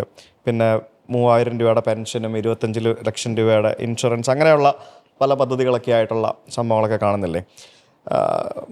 സ്വാഭാവികമായിട്ടും മുഖ്യമന്ത്രി അടക്കം എല്ലാവരും പറയുന്നത് അത് UDF-ൻ്റെ ഒരു ഗിമ്മിക്ക് മാത്രമാണ്, അത് നടക്കാൻ പോകുന്നില്ല, നടത്തിയാൽ തന്നെ അത് സംസ്ഥാനത്തിന് വലിയ സാമ്പത്തിക ബാധ്യത ഉണ്ടാക്കും എന്നൊക്കെയാണ് പറയുന്നത്. ഗണേഷ് കുമാർ പറഞ്ഞത് KSRTC അല്ലെ തന്നെ നഷ്ടത്തിലാണ്, ഇനിയിപ്പോൾ ഇതും കൂടെ കൊടുത്തു കഴിഞ്ഞാൽ പിന്നെ KSRTC ഇല്ല, പൂട്ടി തന്നെ തീരുമാനിച്ചാൽ മതി എന്നൊക്കെയാണ് പറയുന്നത്.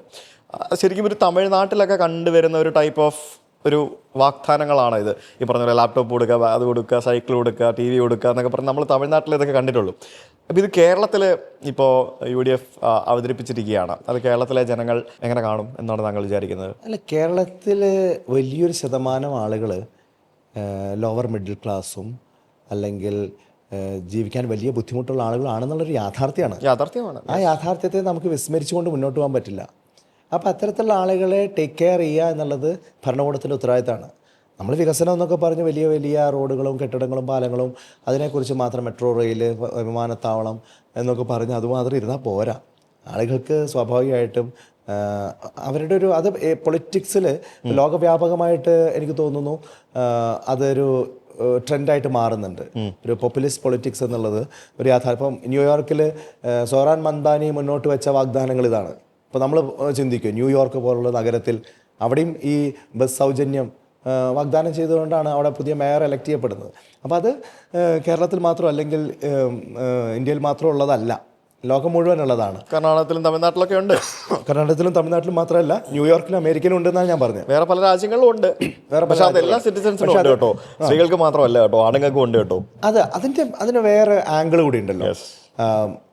എല്ലാം ചെയ്യുന്നത്, എല്ലാ കാര്യങ്ങളും ടാർഗറ്റഡ് ആയിട്ട് തന്നെ ചെയ്യണം എന്നുള്ളതാണ് എൻ്റെ അഭിപ്രായം.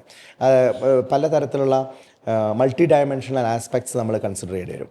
ഇപ്പം ഒരു സമൂഹത്തിൽ സ്ത്രീകൾ ജോലിക്ക് പോകാൻ വിമുഖത കാണിക്കുന്ന അല്ലെങ്കിൽ സ്ത്രീകളുടെ തൊഴിൽ പങ്കാളിത്തം കുറഞ്ഞുള്ള ഒരു നാടാണ് കേരളവും ഇന്ത്യയും ഒക്കെ. ഒരു ലേബർ ഫോഴ്സ് പാർട്ടിസിപ്പേഷൻ എന്നൊക്കെ പറയും, അതിൽ സ്ത്രീകളുടെ റേഷ്യോ വളരെ കുറവാണ്. അപ്പോൾ അത് ഇമ്പ്രൂവ് ചെയ്യാൻ വേണ്ടിയുള്ള ഇൻസെൻറ്റീവ്സാണ് ഇത്തരം കാര്യങ്ങളൊക്കെ. അപ്പം അതോടൊപ്പം സ്ത്രീ പദവിയെ ഉയർത്തുക എന്നുള്ളത് അത് ചെറിയ കാര്യങ്ങൾ പോലും വലിയ ഇമ്പാക്റ്റ് ഉണ്ട്. ഇപ്പോൾ ഞാൻ ഉദാഹരണം പറയുകയാണ്, ഭക്ഷ്യസുരക്ഷാ നിയമം ഞങ്ങൾ കോൺഗ്രസ് ഗവൺമെൻറ്റാണ്, UPA ഗവൺമെൻറ്റാണ് നടപ്പാക്കിയത്. അന്ന് ചെയ്ത ഒരു ചെറിയ കാര്യം, പുതിയ റേഷൻ കാർഡ് അനുവദിക്കുമ്പോൾ അതിനു മുമ്പൊക്കെ ഗൃഹനാഥൻ്റെ പേരിലാണ് റേഷൻ കാർഡ് അനുവദിക്കുക. ഭക്ഷ്യസുരക്ഷാ നിയമം വന്നപ്പോൾ സോണിയാഗാന്ധിയുടെ പ്രത്യേകമായിട്ടുള്ള താല്പര്യപ്രകാരം നമ്മൾ ചെയ്തത് ഗൃഹനാഥകളുടെ പേരിൽ റേഷൻ കാർഡ് അനുവദിക്കാൻ തീരുമാനിച്ചു. യഥാർത്ഥത്തിൽ അതൊരു വലിയ വിപ്ലവമാണെന്ന് പറയേണ്ടി വരും. എന്താ അപ്പോൾ അതുകൊണ്ട് പെട്ടെന്ന് നേട്ടമെന്ന് ഒറ്റവാക്കിൽ പറയാൻ പറ്റില്ല. പക്ഷേ ഈ റേഷൻ കാർഡിൻ്റെ കസ്റ്റഡി ഒരു വീട്ടിൽ ഉണ്ടാകുമ്പോൾ ആ വീട് എൻ്റെയാണ് എന്നുള്ളൊരു തോന്നൽ, അതൊരു വലിയ എംപവർമെൻ്റാണ്. ഇപ്പം ഇന്ത്യയിൽ മുഴുവൻ ഇന്ത്യയുടെ മുഴുവൻ വൈവിധ്യങ്ങളെയും മനസ്സിൽ വെച്ചുകൊണ്ട് വേണം ഇത്തരം കാര്യങ്ങളെക്കുറിച്ച് ചിന്തിക്കാൻ.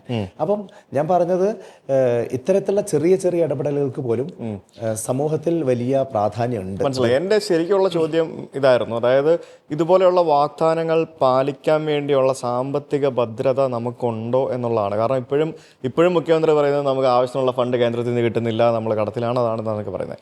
അപ്പോൾ ഇതും കൂടെ വരുമ്പോഴത്തേക്കിനും ഒരു അധിക ബാധ്യത വരികയല്ലേ. അപ്പോൾ ആ അധിക ബാധ്യത എന്നുള്ളത് മറ്റുള്ള ജനങ്ങൾക്ക് മേലെ ഒരു ബർഡനായി മാറുമോ? അല്ല, ഈ ചോദ്യം ഇത്തരത്തിൽ ജനങ്ങൾക്ക് ഉപകാരപ്രദമാകുന്ന എന്ത് പദ്ധതി പ്രഖ്യാപിക്കുമ്പോഴും ഉണ്ടാവാറുണ്ട്. ഇപ്പോൾ കോൺഗ്രസ് ഗവൺമെൻറ് തൊഴിലുറപ്പ് പദ്ധതി കൊണ്ടുവന്ന സമയത്ത് ഈ ചോദ്യം ഉണ്ടായിരുന്നു. പക്ഷെ അതിൻ്റെ റിസൾട്ട് എന്താണ് എന്ന് ചോദിച്ചാൽ അൺഇമാജിനബിൾ റിസൾട്ട്സ് ഉണ്ടാക്കാൻ പറ്റി. ഒരുപക്ഷെ ലോക സാമ്പത്തിക മാന്ദ്യം ഇന്ത്യയെ വേണ്ട രീതിയിൽ ബാധിക്കാതെ പോയതിന് പോലും ഇതൊരു കാരണമാണ്. കാരണം ആളുകളുടെ പർച്ചേസിംഗ് പവർ വലിയ രീതിയിൽ വർദ്ധിപ്പിക്കാൻ സാധിച്ചു. അതുവഴി ലോക്കൽ ഡിമാൻഡ് വർദ്ധിച്ചു, അതുവഴി പ്രൊഡക്ഷൻ വർദ്ധിച്ചു, സാമ്പത്തിക വിനിമയങ്ങൾ നടന്നു, ഇന്ത്യയുടെ സമ്പദ് വ്യവസ്ഥ വലിയ പരിക്കില്ലാണ്ട് മുന്നോട്ട് പോയി. അപ്പോൾ ഇത്തരത്തിലുള്ള ചില ഇൻസെൻറ്റീവ്സും ചില എന്താ പറയുക അത്തരത്തിൽ സമൂഹത്തിലേക്ക് ചില ഫീഡിങ്ങും ഇവരുടെ പർച്ചേസിംഗ് പവർ വർദ്ധിപ്പിക്കുന്നതിന് വേണ്ടിയുള്ള ഇടപെടലും അത് സമൂഹത്തിൽ മൊത്തത്തിൽ ഗുണം ചെയ്യുന്നതാണ്. നമ്മൾ സാമ്പത്തിക വളർച്ച യഥാർത്ഥത്തിൽ എൻഹാൻസ് ചെയ്യുകയാണ് ചെയ്യുക. അതേസമയം ഈ പണം മുഴുവൻ ഒരു അദാനിയുടെയും അംബാനിയുടെയും കൈകളിലേക്ക് കോൺസെൻട്രേറ്റ് ചെയ്യുക എന്ന് പറയുന്ന ക്രോണിക് ക്യാപിറ്റലിസം ആണ് ഇപ്പോൾ മോദി ഗവൺമെൻറ് ഒക്കെ നടപ്പാക്കിക്കൊണ്ടിരിക്കുന്നത്. അതല്ല വേണ്ടത്. കുറച്ചൊക്കെ ക്യാപിറ്റലിസം വേണം. ക്യാപിറ്റലിസം എന്നുള്ള ആശയമല്ല ഞാൻ പറഞ്ഞ വാക്കുകൾക്ക് അതിൻ്റേതായിട്ടുള്ള വ്യത്യാസമുണ്ട്, പ്രാധാന്യമുണ്ട്. ക്യാപിറ്റലിസം വേറെ, ക്രോണി ക്യാപിറ്റലിസം വേറെ. ഇന്ത്യയുടെ മുഴുവൻ സമ്പത്തും ഈ പറയുന്ന ചുരുക്കം ചില ആളുകളിൽ കോൺസെൻട്രേറ്റ് ചെയ്യുക എന്ന് പറയുന്ന അവസ്ഥയാണ് ഇപ്പോൾ ഉണ്ടാകുന്നത്. ഒരു ഇൻകം ഇനീക്വാലിറ്റി ഉണ്ടാവുന്നു, വലിയ രീതിയിൽ കോൺസെൻട്രേഷൻ ഓഫ് വെൽത്ത് ഉണ്ടാവുന്നു. ഇതൊക്കെ ഒരു യാഥാർത്ഥ്യമാണ്. അത് പറയുമ്പോൾ ബ്രിട്ടീഷ് രാജ് കാലത്തേക്കാൾ ഇന്ത്യയിൽ ഇൻകം ഇനീക്വാലിറ്റീസ് വർദ്ധിക്കുന്നു എന്നുള്ളതാണ് പഠനങ്ങൾ തെളിയിക്കുന്നത്. അപ്പോൾ അത് പോരാ, ഒരു ഇക്വിറ്റബിൾ ഡിസ്ട്രിബ്യൂഷൻ നമ്മൾ പറയാറുണ്ട്. നീതിപൂർവകമായ സമ്പത്തിൻ്റെ പുനർവിതരണം. അതിനുവേണ്ടി ഇത്തരത്തിലുള്ള പദ്ധതികൾ വേണ്ടി വരും. അത് തൊഴിലുറപ്പ് പദ്ധതി വേണ്ടി വരും. അതിൽ ഇത്തരത്തിലുള്ള സോപ്സ് എന്നൊക്കെ പറയുന്ന തരത്തിലുള്ള കാര്യങ്ങൾ വേണ്ടി വരും. പെൻഷൻ, ക്ഷേമ പെൻഷൻ നൽകേണ്ടതായിട്ട് വരും. പലതരത്തിലുള്ള ആനുകൂല്യങ്ങൾ നൽകേണ്ടതായിട്ട് വരും. സബ്സിഡികൾ നൽകേണ്ടതായിട്ട് വരും. അതൊക്കെ ചേരുന്നതാണ്. ഉദാഹരണം കേരളത്തിലെ ഒരു വർഷം 2 ലക്ഷം കോടി രൂപയോളം വരുന്നൊരു ബജറ്റാണ് അവതരിപ്പിക്കുന്നത്. അപ്പോൾ ആ ബജറ്റിനെ ശരിയായ രീതിയിൽ നമ്മൾ മാനേജ് ചെയ്താൽ ഇതിനൊക്കെ പൈസ ഉണ്ടാക്കാൻ പറ്റും, കണ്ടെത്താൻ പറ്റും അതിനകത്തുനിന്ന് തന്നെ.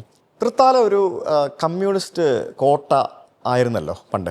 അതിനു മുമ്പ് ഉണ്ടായിരുന്നു, പക്ഷേ എന്നാലും ഒരു കമ്മ്യൂണിസ്റ്റ് കോട്ടയായിരുന്ന സ്ഥലം. അവിടെ താങ്കൾ വന്ന് അത് ബ്രേക്ക് ചെയ്ത് ഇവിടെ വരുന്നു. താങ്കൾ ആദ്യമായിട്ട് തൃത്താല MLA ആയിട്ട് വന്ന് ഇപ്പം എത്ര വർഷമായി? ഫസ്റ്റ് MLA ആയതിനു ശേഷം 15 വർഷം കഴിഞ്ഞു. അന്നത്തെ തൃത്താലയും ഇന്നത്തെ തൃത്താലയും തമ്മിൽ താങ്കൾ കാണുന്ന മാറ്റം എന്തൊക്കെയാണ്? സുജിത്ത് പറഞ്ഞ പോലെ എനിക്ക് മുമ്പ് 20 വർഷം തുടർച്ചയായിട്ട് CPM MLA മാർ ജയിച്ചു വരുന്ന ഒരു കാലമായിരുന്നു ഉണ്ടായിരുന്നത്. പിന്നീട് മണ്ഡലം പുനർനിർണയം നടന്നപ്പോൾ കുറച്ചുകൂടി ഞങ്ങൾ വീക്കാവുകയാണ് ചെയ്തത് സംഘടനാപരമായിട്ട്. ഞങ്ങൾക്ക് നല്ല ലീഡുള്ള ഒരു പഞ്ചായത്ത് തൃത്താലയിൽ നിന്ന് പോയി. പക്ഷേ എന്നിട്ടും എനിക്ക് ജയിക്കാൻ സാധിച്ചു. രണ്ടാമത്തെ തവണയും എനിക്ക് ജയിക്കാൻ സാധിച്ചു. ഇപ്പോൾ കഴിഞ്ഞ തവണ പരാജയപ്പെടുമ്പോൾ പോലും നേരിയ ഒരു മാർജിൻ, 3016ഓളം വോട്ടിൻ്റെ ഒരു ചെറിയ മാർജിനാണ്. അതുകൊണ്ട് തന്നെ തൃത്താല ഒരു പൊളിറ്റിക്കലി ഞാൻ നേരത്തെ പറഞ്ഞ പോലെ ഒരു നെക്ക് ടു നെക്ക് ഫൈറ്റ് നടത്തുന്ന ഒരു മണ്ഡലമാണ്. പക്ഷേ തൃത്താലയിൽ എൻ്റെ ഒരു 10 വർഷത്തിനകത്ത് സിഗ്നിഫിക്കൻ്റ് ആയിട്ടുള്ള ഒരുപാട് മാറ്റങ്ങൾ ഉണ്ടാക്കാൻ കഴിഞ്ഞിട്ടുണ്ട് എന്നുള്ളതാണ് ആത്മവിശ്വാസം. ആ 10 വർഷം പോലും എടുക്കണ്ട, എൻ്റെ ആദ്യത്തെ 5 വർഷം എടുത്താൽ മതി. ഇപ്പം സംവാദത്തിനൊക്കെ പറയുന്ന ആളുകൾക്ക് മുമ്പിൽ ഞാൻ അങ്ങോട്ടൊരു ചലഞ്ച് വെക്കുകയാണ്. അവരുടെ 5 വർഷവും എൻ്റെ 10 വർഷം എടുക്കണ്ട, അവരുടെ 5 വർഷവും എൻ്റെ ആദ്യത്തെ 5 വർഷം എടുത്താൽ മതി. കാരണം അപ്പോഴാണ് കുറച്ചുകൂടി ന്യായമായിട്ടുള്ള കമ്പാരിസൺ ഉണ്ടാവുക. ഞാനും ഭരണപക്ഷത്തുള്ള ഒരാളായിരുന്നു ആദ്യത്തെ 5 വർഷം. പക്ഷേ വ്യത്യാസമുണ്ട്. മന്ത്രിയോ സ്പീക്കറോ ഒന്നും ആയിരുന്നില്ല, ഒരു പുതുമുഖ MLA ആയിരുന്നു. അതിൽ തന്നെ ഏറ്റവും ബാക്ക് ബെഞ്ചറായിട്ടുള്ള, ഏറ്റവും ഫ്രഷ് ആയിട്ടുള്ള ആളായിരുന്നു. എന്നാൽ പോലും ആ 5 വർഷത്തിനകത്ത് തൃത്താലയിൽ അതുവരെ ഒരുപക്ഷെ 50 വർഷമായിട്ട് ചിന്തിച്ച് നടക്കാത്ത പല കാര്യങ്ങളും നടന്നു. ഉദാഹരണം പറയുകയാണെങ്കിൽ പട്ടാമ്പി താലൂക്ക് രൂപീകരിക്കുക എന്നുള്ളത് സാക്ഷാൽ EMS വിചാരിച്ചിട്ട് നടക്കാത്ത കാര്യമാണെന്ന് പലരും പറയാറുണ്ട്. EMS നമ്പൂതിരിപ്പാട് കേരളത്തിൻ്റെ മുഖ്യമന്ത്രിയാകുമ്പോൾ പട്ടാമ്പിയുടെ MLA ആയിരുന്നു. അദ്ദേഹത്തിന് മുമ്പിൽ വന്നൊരു നിർദ്ദേശമാണ് പട്ടാമ്പിയിൽ പുതിയ താലൂക്ക് രൂപീകരിക്കണമെന്ന്. അദ്ദേഹത്തിന് രൂപീകരിക്കാൻ സാധിച്ചില്ല. പിന്നീട് KE ഇസ്മായിൽ റവന്യൂ വകുപ്പ് മന്ത്രിയായി. റവന്യൂ വകുപ്പിൻ്റെ കീഴിലാണ് ഇതൊക്കെ ചെയ്യേണ്ടത്. അവിടെയും പറ്റിയില്ല. അതിനൊക്കെ ശേഷം ഞാൻ തൃത്താലയിലും പട്ടാമ്പിയിൽ CP മുഹമ്മദും ജയിച്ച ഉമ്മൻചാണ്ടി ഗവൺമെൻറ്റാണ് പട്ടാമ്പി താലൂക്ക് രൂപീകരിക്കുന്നത്. 40 വർഷത്തെ ഒരു ഡിമാൻഡാണ് പൂർത്തീകരിക്കപ്പെടുന്നത്. അതുപോലെ തൃത്താലയിലൊരു കോളേജ് എന്നുള്ളത് ഇതുപോലെ 19 വർഷമായിട്ട് ഇവിടെ ഇങ്ങനെ ആളുകൾ ചർച്ച ചെയ്യുന്ന കാര്യമാണ്. തൃത്താലയിൽ എൻ്റെ കാലത്ത് ആദ്യത്തെ 5 വർഷത്തിൽ ഒരു കോളേജല്ല 2 കോളേജ് യാഥാർത്ഥ്യമാക്കി, ഒരു ഗവൺമെൻറ് കോളേജും ഒരു എയ്ഡഡ് കോളേജും. അപ്പോൾ അങ്ങനെയുള്ള പല കാര്യങ്ങളും നടന്നിട്ടുണ്ട്. തൃത്താലയിൽ ആദ്യമായിട്ട് BM&BC റോഡുകൾ വന്നത് എൻ്റെ കാലത്താണ്. തൃത്താലയിൽ കമ്മ്യൂണിറ്റി സ്കിൽ പാർക്ക് എന്ന് പറയുന്ന നൈപുണ്യ പരിശീലന കേന്ദ്രം വന്നത്, അതുപോലെ തന്നെ കൗശൽ കേന്ദ്ര എന്ന് പറയുന്ന വേറൊരു നൈപുണ്യ പരിശീലന കേന്ദ്രം വന്നത്, ഇതൊക്കെ നമ്മുടെ കാലത്താണ്. തൃത്താലയിൽ ഒരു സ്കൂൾ ഗ്രൗണ്ടിൽ സിന്തറ്റിക് ട്രാക്ക്, അതുപോലെ സ്പോർട്സ് ഇൻഫ്രാസ്ട്രക്ചർ ഡെവലപ്പ് ചെയ്തത് ഞങ്ങളുടെ കാലത്താണ്. വെള്ളിയാങ്കല്ലിൽ ഒരു ടൂറിസം പ്രൊജക്റ്റ് നല്ല രീതിയിൽ വന്ന് ഒരു നല്ല ടൂറിസം ഡെസ്റ്റിനേഷനായിട്ട് അത് മാറിയത് ഞങ്ങളുടെ കാലത്താണ്. അങ്ങനെ ഒരുപാട് കാര്യങ്ങൾ പറയാൻ പറ്റും. അതിനോടൊപ്പം വളരെ അഭിമാനത്തോടു കൂടി പറയാൻ സാധിക്കുന്ന ഒരു കാര്യം, ഒരു കമ്മ്യൂണിറ്റി ഹെൽത്ത് സെൻ്റർ എന്ന് പറയുന്ന ചെറിയ ആശുപത്രിയിൽ ഒരു ഡയാലിസിസ് സെൻ്റർ പൂർണ്ണമായി സൗജന്യമായിട്ട് ഡയാലിസിസ് രോഗികൾക്ക് ചെയ്തു കൊടുക്കുന്ന ഒരു കേന്ദ്രം എനിക്ക് എൻ്റെ MLA ഫണ്ടും MP ഫണ്ടൊക്കെ ഉപയോഗിച്ചുകൊണ്ട് ചെയ്യാൻ സാധിച്ചു. അത് കേരളത്തിൽ ആദ്യമായിട്ടാണ് ഒരു കമ്മ്യൂണിറ്റി ഹെൽത്ത് സെൻ്ററിൽ. കാരണം അത് ചെയ്യുന്ന സമയത്ത് മെഡിക്കൽ കോളേജ് കഴിഞ്ഞാൽ പിന്നെ ജില്ലാ ആശുപത്രികളിൽ തന്നെ മുഴുവൻ ആയി വരുന്നേ ഉള്ളൂ. താലൂക്ക് ആശുപത്രികളിലേക്ക് കടന്നിട്ടില്ല പലതിലും. ഇപ്പോൾ പട്ടാമ്പി താലൂക്ക് ആശുപത്രിയിലൊന്നും അന്നില്ല, ഈ ഡയാലിസിസ് സെൻ്റർ ഇല്ല. ആ സമയത്താണ് അതിലും താഴെയുള്ള ഒരു കമ്മ്യൂണിറ്റി ഹെൽത്ത് സെൻ്ററിൽ ഡയാലിസിസ് സെൻ്റർ ഞങ്ങൾ കൊണ്ടുവന്നത്. അപ്പം അങ്ങനെയുള്ള വലിയ മാറ്റങ്ങൾ തൃത്താലയിൽ എനിക്ക് അവസരം ലഭിച്ച സമയത്ത് ആദ്യത്തെ 5 വർഷത്തിനകത്ത് തന്നെ ചെയ്യാൻ സാധിച്ചു. രണ്ടാമത്തെ 5 വർഷം സത്യത്തിൽ ഇവരുടെ വലിയ രീതിയിലുള്ള രാഷ്ട്രീയ വേട്ടയാടലുണ്ടായിരുന്നു. ഗവൺമെൻറ്റും മാറി, ഞാനിവിടുന്ന് ജയിച്ചുവെങ്കിൽ പോലും അതോടൊപ്പം ഇവിടെയുള്ള 8 പഞ്ചായത്തിൽ 7 പഞ്ചായത്തും ബ്ലോക്ക് പഞ്ചായത്തൊക്കെ CPM-ൻ്റെ ഭരണത്തിലേക്ക് പോയി. അപ്പോൾ അവിടെയൊക്കെ നമ്മളെ പൂർണ്ണമായിട്ട് അവോയ്ഡ് ചെയ്യും, ആ നിലയിൽ നമ്മുടെ പ്രവർത്തനത്തെ മുന്നോട്ട് കൊണ്ടുപോകാൻ പറ്റാത്തൊരവസ്ഥയുണ്ടായിരുന്നു. അപ്പോൾ അതിനെയൊക്കെ അതിജീവിച്ചുകൊണ്ട് കടന്നു വരാൻ ഇനിയൊരു അവസരം ലഭിക്കുകയാണെങ്കിൽ കഴിയുമെന്നുള്ളതാണ് എൻ്റെ ഒരു കോൺഫിഡൻസ്. തൃത്താല മോഡൽ വികസനം എന്ന് പറഞ്ഞൊരു വാക്ക് കേട്ടിട്ടുണ്ട്. താങ്കൾ കഴിഞ്ഞൊരു 5 വർഷം MLA അല്ലായിരുന്നു. അപ്പോൾ അതുകൊണ്ട് തന്നെ തൃത്താലയിലെ സാധാരണക്കാരായിട്ടുള്ള ജനങ്ങളോട് താങ്കൾക്ക് ഇപ്പോഴുള്ള കണക്ഷൻ എങ്ങനെയാണ് ഈ കഴിഞ്ഞൊരു 5 വർഷം? കാരണം MLA അല്ലായിരുന്നു, അതുകൊണ്ട് നമുക്ക് ഫ്രീ ആയിരുന്നു. കണക്ഷൻ എങ്ങനെയായിരുന്നോ അതുപോലെ മെയിൻറ്റെയിൻ ചെയ്യാൻ സാധിക്കുന്നുണ്ട്. Okay. Only difference is that എനിക്കൊരു ഒഫീഷ്യൽ ടൈപ്പ് പരിപാടികളിൽ പങ്കെടുക്കാൻ കഴിയാറില്ല. ഇപ്പോൾ സ്കൂളുകളുടെ വാർഷികങ്ങളോ അല്ലെങ്കിൽ മറ്റ് പഞ്ചായത്തുകളോ ഒഫീഷ്യൽ പരിപാടിയോ ഡിപ്പാർട്ട്മെൻറ്റ് പരിപാടികളോ അതിൽ പങ്കെടുക്കാൻ സ്വാഭാവികമായിട്ട് പറ്റില്ല എന്നല്ല. ബൽറാം ബെസ്റ്റ് ആണെന്നാണ് എഴുതി വെച്ചിരിക്കുന്നത്. ബൽറാം ബെസ്റ്റ് ആണ് എന്നുള്ളത് തൃത്താലയിലെ ജനങ്ങൾ തീരുമാനിക്കേണ്ട കാര്യമാണ്. അവരുടെ മനസ്സിലുള്ള ഒരു ചിന്തയെ ഒരു പക്ഷേ ഞങ്ങൾക്ക് ഉപയോഗിക്കാൻ സാധിച്ചു ഒരു ഇലക്ഷൻ ടാഗ് ലൈൻ എന്ന രൂപത്തിൽ എന്നാണ് എനിക്ക് തോന്നുന്നത്. അതിലിപ്പോൾ ഏറ്റവും വലിയ തമാശ, എൻ്റെ എതിർ സ്ഥാനാർത്ഥി ഇപ്പോൾ ആ ക്യാപ്ഷൻ എടുത്തിരിക്കുകയാണ്. ഞാൻ മറ്റു പലതരത്തിലുള്ള പ്ലാജറിസം കണ്ടിട്ടുണ്ട്, പക്ഷേ ഒരു ഇലക്ഷൻ ക്യാമ്പയിൻ്റെ പകുതിക്ക് വെച്ച് എതിർ സ്ഥാനാർത്ഥിയുടെ ക്യാപ്ഷൻ കോപ്പി അടിക്കുന്നത് ആദ്യമായിട്ടാണെന്നാണ് എനിക്ക് തോന്നുന്നത്.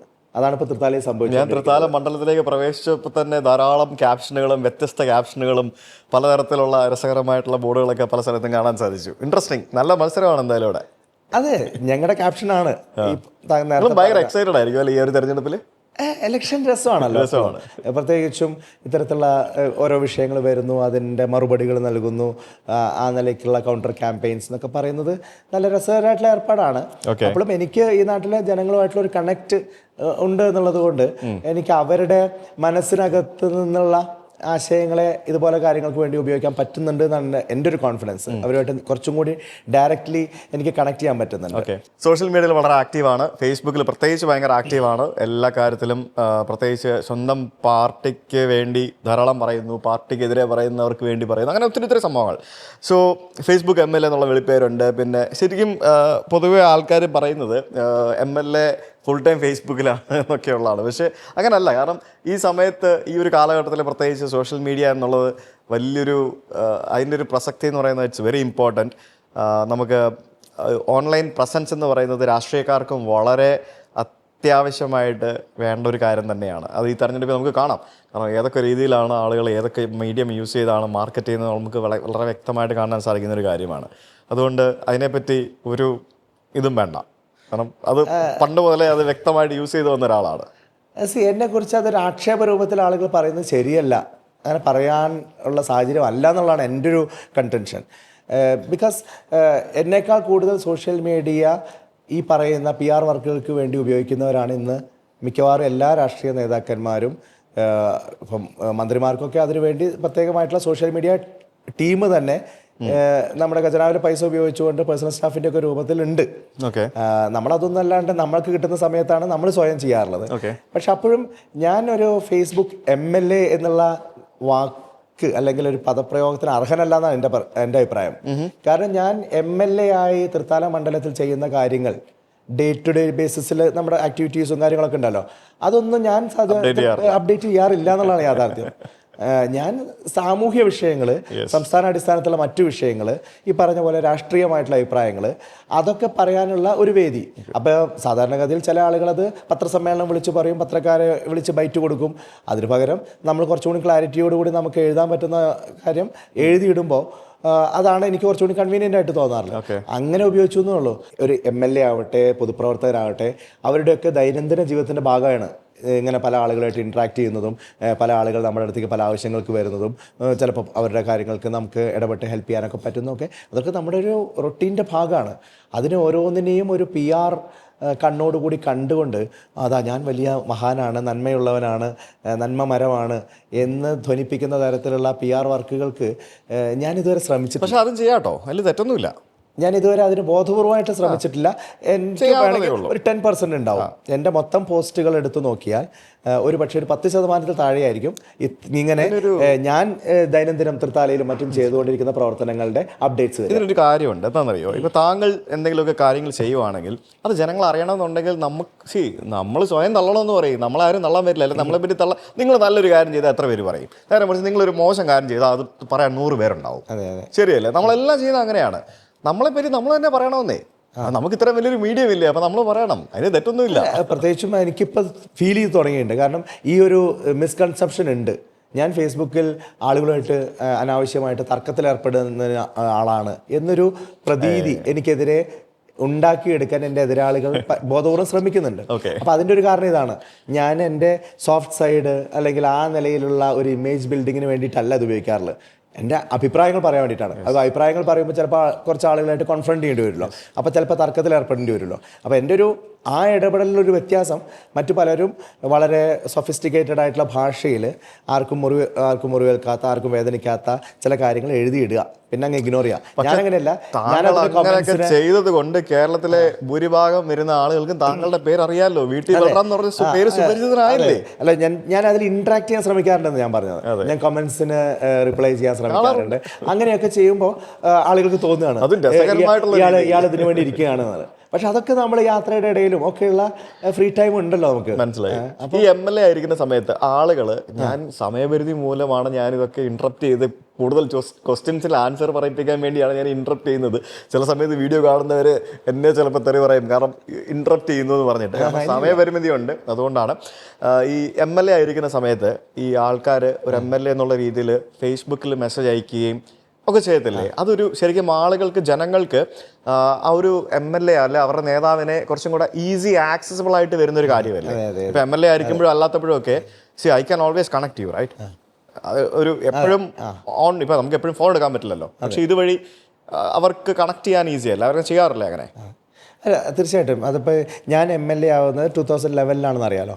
അപ്പം ആ സമയത്തൊക്കെയാണ് ഈ സോഷ്യൽ മീഡിയയിൽ ഫേസ്ബുക്ക് എന്ന് പറയുന്ന പ്ലാറ്റ്ഫോം കുറേ കൂടി എമർജ് ചെയ്ത് വരുന്നത്. അന്ന് വാട്സപ്പ് പോലും ഇല്ല, ഇൻസ്റ്റയൊന്നും പിന്നെ ഇല്ല. അപ്പോൾ അന്ന് ഓർക്കുട്ടൊക്കെ കഴിഞ്ഞ് ഫേസ്ബുക്കിലേക്കുള്ള ട്രാൻസിഷൻ നടക്കുന്നൊരു സമയമാണ്. അപ്പോൾ അവിടെ നമ്മൾ ഇതിൻ്റെ സാധ്യതകളെ ഇങ്ങനെ പോസിറ്റീവായിട്ട് ഉപയോഗിച്ചിരുന്നു. യഥാർത്ഥത്തിൽ നേരിട്ട് വരുന്ന മെസ്സേജിനുള്ള റിപ്ലൈ മാത്രമല്ല, ഞാൻ ആക്ച്വലി ഒരു പക്ഷേ അന്നത്തെ ഓർമ്മയിലുണ്ടെങ്കിൽ അറിയില്ല, അന്നൊരു വിവാദം പോലും ഉണ്ടായത്, ഞാൻ നിയമസഭയിൽ ഒരു പ്രൈവറ്റ് ബില്ല് അവതരിപ്പിക്കാൻ വേണ്ടി നോട്ടീസ് കൊടുത്തു. ഞാനത് തയ്യാറാക്കി. അത് തയ്യാറാക്കി ഫൈനൽ ചെയ്യുന്നതിന് മുമ്പ് ഞാൻ അതിൻ്റെ ഡ്രാഫ്റ്റ് ഫേസ്ബുക്കിലിട്ടു. എന്നിട്ട് അതിൻ്റെ മറ്റ് അപ്ഡേറ്റ്സ് ചോദിച്ചു, അല്ലെങ്കിൽ അതിനെക്കുറിച്ചുള്ള കമൻസും അഭിപ്രായങ്ങളും ഒക്കെ ആളുകളിൽ നിന്ന് ചോദിച്ചു. എനിക്കതിനെ കുറച്ചും കൂടി ഒന്ന് റിഫൈൻ ചെയ്യാൻ വേണ്ടിയിട്ടാണ്. ഞാൻ നഴ്സുമാരുടെ അവകാശങ്ങളുമായി ബന്ധപ്പെട്ടിട്ടുള്ള ഒരു കാര്യമാണ് അന്ന് ഒരു പ്രൈവറ്റ് ബില്ലായിട്ട് വെച്ചത്. അപ്പോൾ അത് വലിയ വിവാദമായിരുന്നു. അത് സഭാ നടപടിക്രമങ്ങളുടെ ലംഘനമാണെന്നൊക്കെ പറഞ്ഞാൽ എനിക്ക് സ്പീക്കറുടെ ശാസനയൊക്കെ ഉണ്ടായിരുന്നു. പക്ഷേ പിന്നീട് അത് ഇപ്പോൾ നിയമസഭാ നടപടികളൊക്കെ ഫുള്ളായിട്ട് വെബ്കാസ്റ്റ് ചെയ്യുന്നു, അല്ലെങ്കിൽ ഓൺലൈനായിട്ട് നമുക്ക് എന്തും അവൈലബിൾ ആണ്, ഓൺലൈനായിട്ടാണ് പല ചോദ്യങ്ങൾ ചോദിക്കുന്ന അടക്കം സബ്മിറ്റ് ചെയ്യുന്നതൊക്കെ. അപ്പോൾ കാലം മാറുമ്പോൾ നമ്മൾ ആദ്യം നമ്മളൊരു ഭയാശങ്കയോടെയോ അല്ലെങ്കിൽ അങ്ങനെയല്ല എന്ന് പറഞ്ഞ് കടുംപിടുത്തം പിടിച്ചുകൊണ്ടിരുന്ന പല കാര്യങ്ങളും അയയും. പുതിയ രീതികൾ എല്ലാവർക്കും സ്വീകരിക്കേണ്ടതായിട്ട് വരും.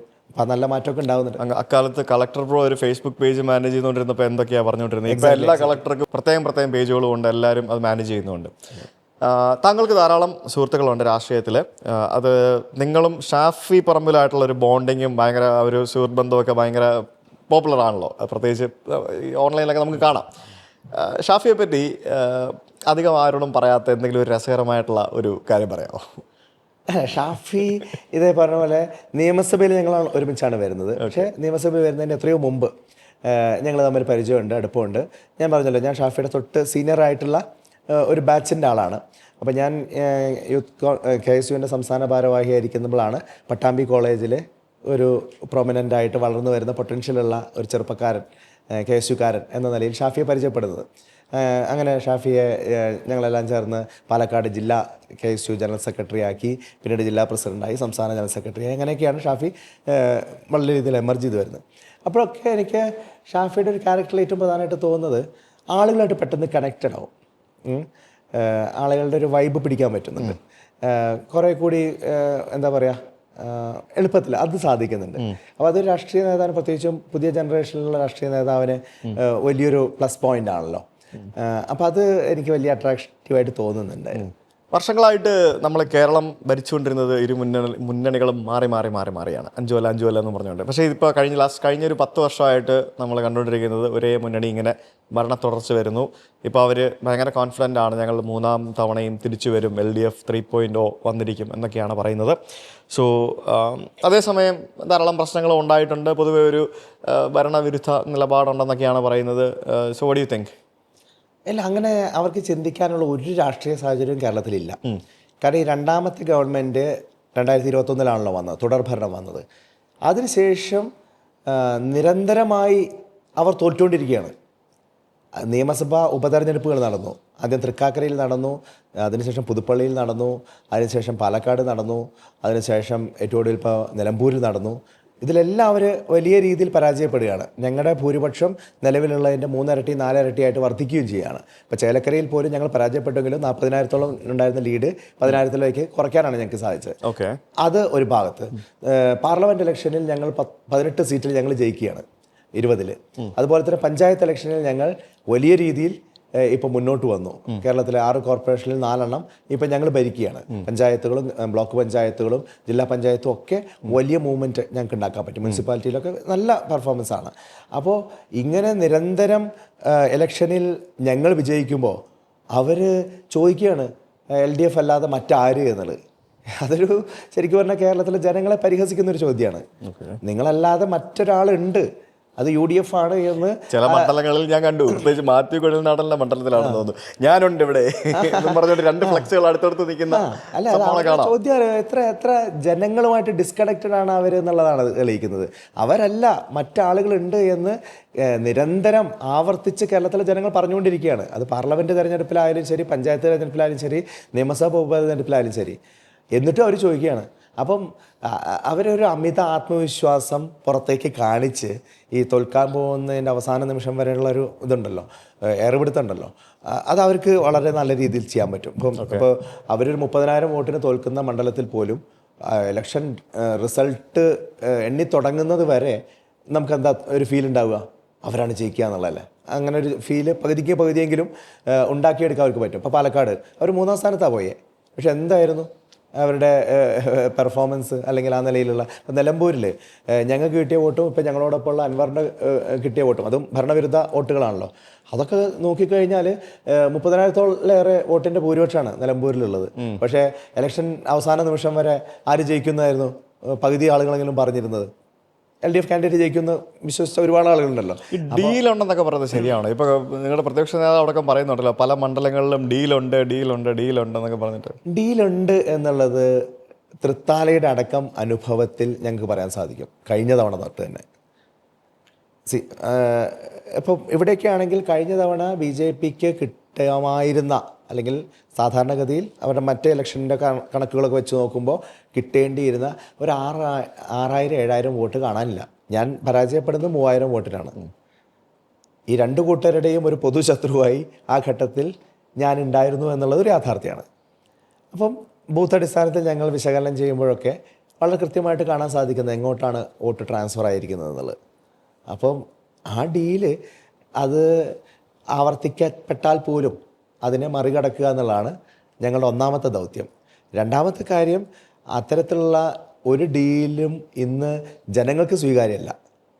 ഇവിടെ അങ്ങനെ ഇതിൻ്റെയൊക്കെ ഭാഗമായി വോട്ട് ചെയ്ത CPM-മാരടക്കം BJP-കാരടക്കം ഇന്ന് മാറി ചിന്തിക്കുന്നുണ്ടെന്നാണ് എനിക്ക് തോന്നുന്നത്. അവർക്ക് കഴിഞ്ഞ തവണ അബദ്ധം പറ്റിയെന്ന് അവർ ചിന്തിക്കുന്നുണ്ട് എന്നുള്ളതാണ് എൻ്റെ ഒരു ഫീലിംഗ്. അപ്പം ഡീലുണ്ടാവട്ടെ, ഇല്ലാതിരിക്കട്ടെ, അതിനെയൊക്കെ അതിജീവിക്കാൻ ഇത്തവണ UDF-ന് കഴിയും. UDF-ന് ഒരു സുനാമി ആയിരിക്കും കേരളത്തിൽ. Really okay. 3 അക്കം തയ്ക്കോ? 3 അക്കം തികയ്ക്കും. അക്കത്തിന്റെ പേര് പറയുമ്പം നേരത്തെ നിങ്ങൾ രണ്ടുപേരും തമ്മിൽ അക്കത്തിന്റെ പേര് കുറച്ച് വിവാദമൊക്കെ ഉണ്ടായിട്ടുണ്ടല്ലോ, മണിയാശാനുമായിട്ടുള്ള ഒരു ഫേസ്ബുക്ക് പോസ്റ്റും കാര്യങ്ങളൊക്കെ ആയിട്ടല്ലേ? അല്ല, ഇതൊക്കെ ഞങ്ങളുടെ ഭാഗത്ത് ഞാനോ മറ്റാളുകളോ ചെയ്യുന്നത് മാത്രമല്ലേ ആളുകളുടെ മെമ്മറിയിൽ ഉണ്ടാവുള്ളൂ. ഇപ്പം മണിയാശാൻ എന്നൊക്കെ പറയുന്ന അദ്ദേഹം കഴിഞ്ഞ കുറച്ച് കാലങ്ങളായിട്ട് ഓരോ ഘട്ടത്തിലും പറഞ്ഞ കാര്യങ്ങളൊക്കെ എടുത്തു വെച്ച് നോക്കിയാൽ ഒരു ഫുൾ പുസ്തകം എഴുതാനുള്ള പരാമർശങ്ങളുണ്ടല്ലോ. പക്ഷേ അദ്ദേഹത്തെയൊക്കെ വേറെ രീതിയിലാണല്ലോ ആളുകൾ കാണുന്നത്. പ്രായമാളാണ്, ആശാനാണ് എന്നൊക്കെ പറഞ്ഞുകൊണ്ടാണല്ലോ. അപ്പോൾ അതതിൻ്റെ വഴിക്ക് പോട്ടെ. ഓക്കെ. 2 മുന്നണികൾ മാത്രമുള്ള കേരളത്തിൽ BJP ഇത്തവണ 3ാം മുന്നണിയായിട്ട് ശക്തി തെളിയിക്കും എന്നാണ് പറയുന്നത്. കാരണം കഴിഞ്ഞ കുറേ വർഷമായിട്ട് എല്ലാ തെരഞ്ഞെടുപ്പുകളിലും ശക്തമായിട്ടുള്ള വോട്ട് പെർസെൻറ്റേജ് എല്ലാ മണ്ഡലങ്ങളിലും അവർ കൂട്ടി വരുന്നുണ്ട്. ഇത്തവണ അത് വീണ്ടും കൂടും. ഈ പറഞ്ഞ പോലെ ഒരു 5-6 സീറ്റൊക്കെ കിട്ടും എന്നാണ് പൊതുവെയുള്ള അവരുടെ ആണെങ്കിൽ പോലെയുള്ള ഒരു വിലയിരുത്തൽ. അത് ശരിക്കും BJP അത്തരത്തിലൊരു വോട്ട് പിടിക്കുന്നതും BJPക്ക് ഒരു 3ാം മുന്നണിയായിട്ട് ഉയർന്നു വരുന്നതും അത് ശരിക്കും ആരെയായിരിക്കും ബാധിക്കുക? LDF-നെ ആയിരിക്കുമോ, UDF-നെ ആയിരിക്കുമോ? അല്ല, BJPക്ക് അങ്ങനെ ഒരു വലിയ വളർച്ച ഉണ്ടാവുമെന്ന് ഞാൻ പ്രതീക്ഷിക്കുന്നില്ല. ഇപ്പം ഈ പഞ്ചായത്ത് തെരഞ്ഞെടുപ്പുകൾ തന്നെ നിങ്ങൾ കാണുന്നതാണല്ലോ. തിരുവനന്തപുരം കോർപ്പറേഷൻ അല്ലാതെ അവർക്ക് യഥാർത്ഥത്തിൽ വലിയ മുന്നേറ്റമൊന്നും കാഴ്ചവെക്കാൻ സാധിച്ചിട്ടില്ല എന്നുള്ളതാണ് യാഥാർത്ഥ്യം. അവകാശപ്പെടുന്നത് അല്ല, വോട്ടുകളുടെ വിഹിതത്തിന്റെ കാര്യത്തിലായാലും സീറ്റുകളുടെ എണ്ണത്തിന്റെ കാര്യത്തിലായാലും പഞ്ചായത്തുകളുടെയൊക്കെ ഭരണത്തിന്റെ കാര്യത്തിലായാലും ഒരു സിഗ്നിഫിക്കൻ്റ് ആയിട്ടുള്ളൊരു മാറ്റം അവർക്ക് അനുകൂലമായിട്ട് ഉണ്ടായിട്ടില്ല.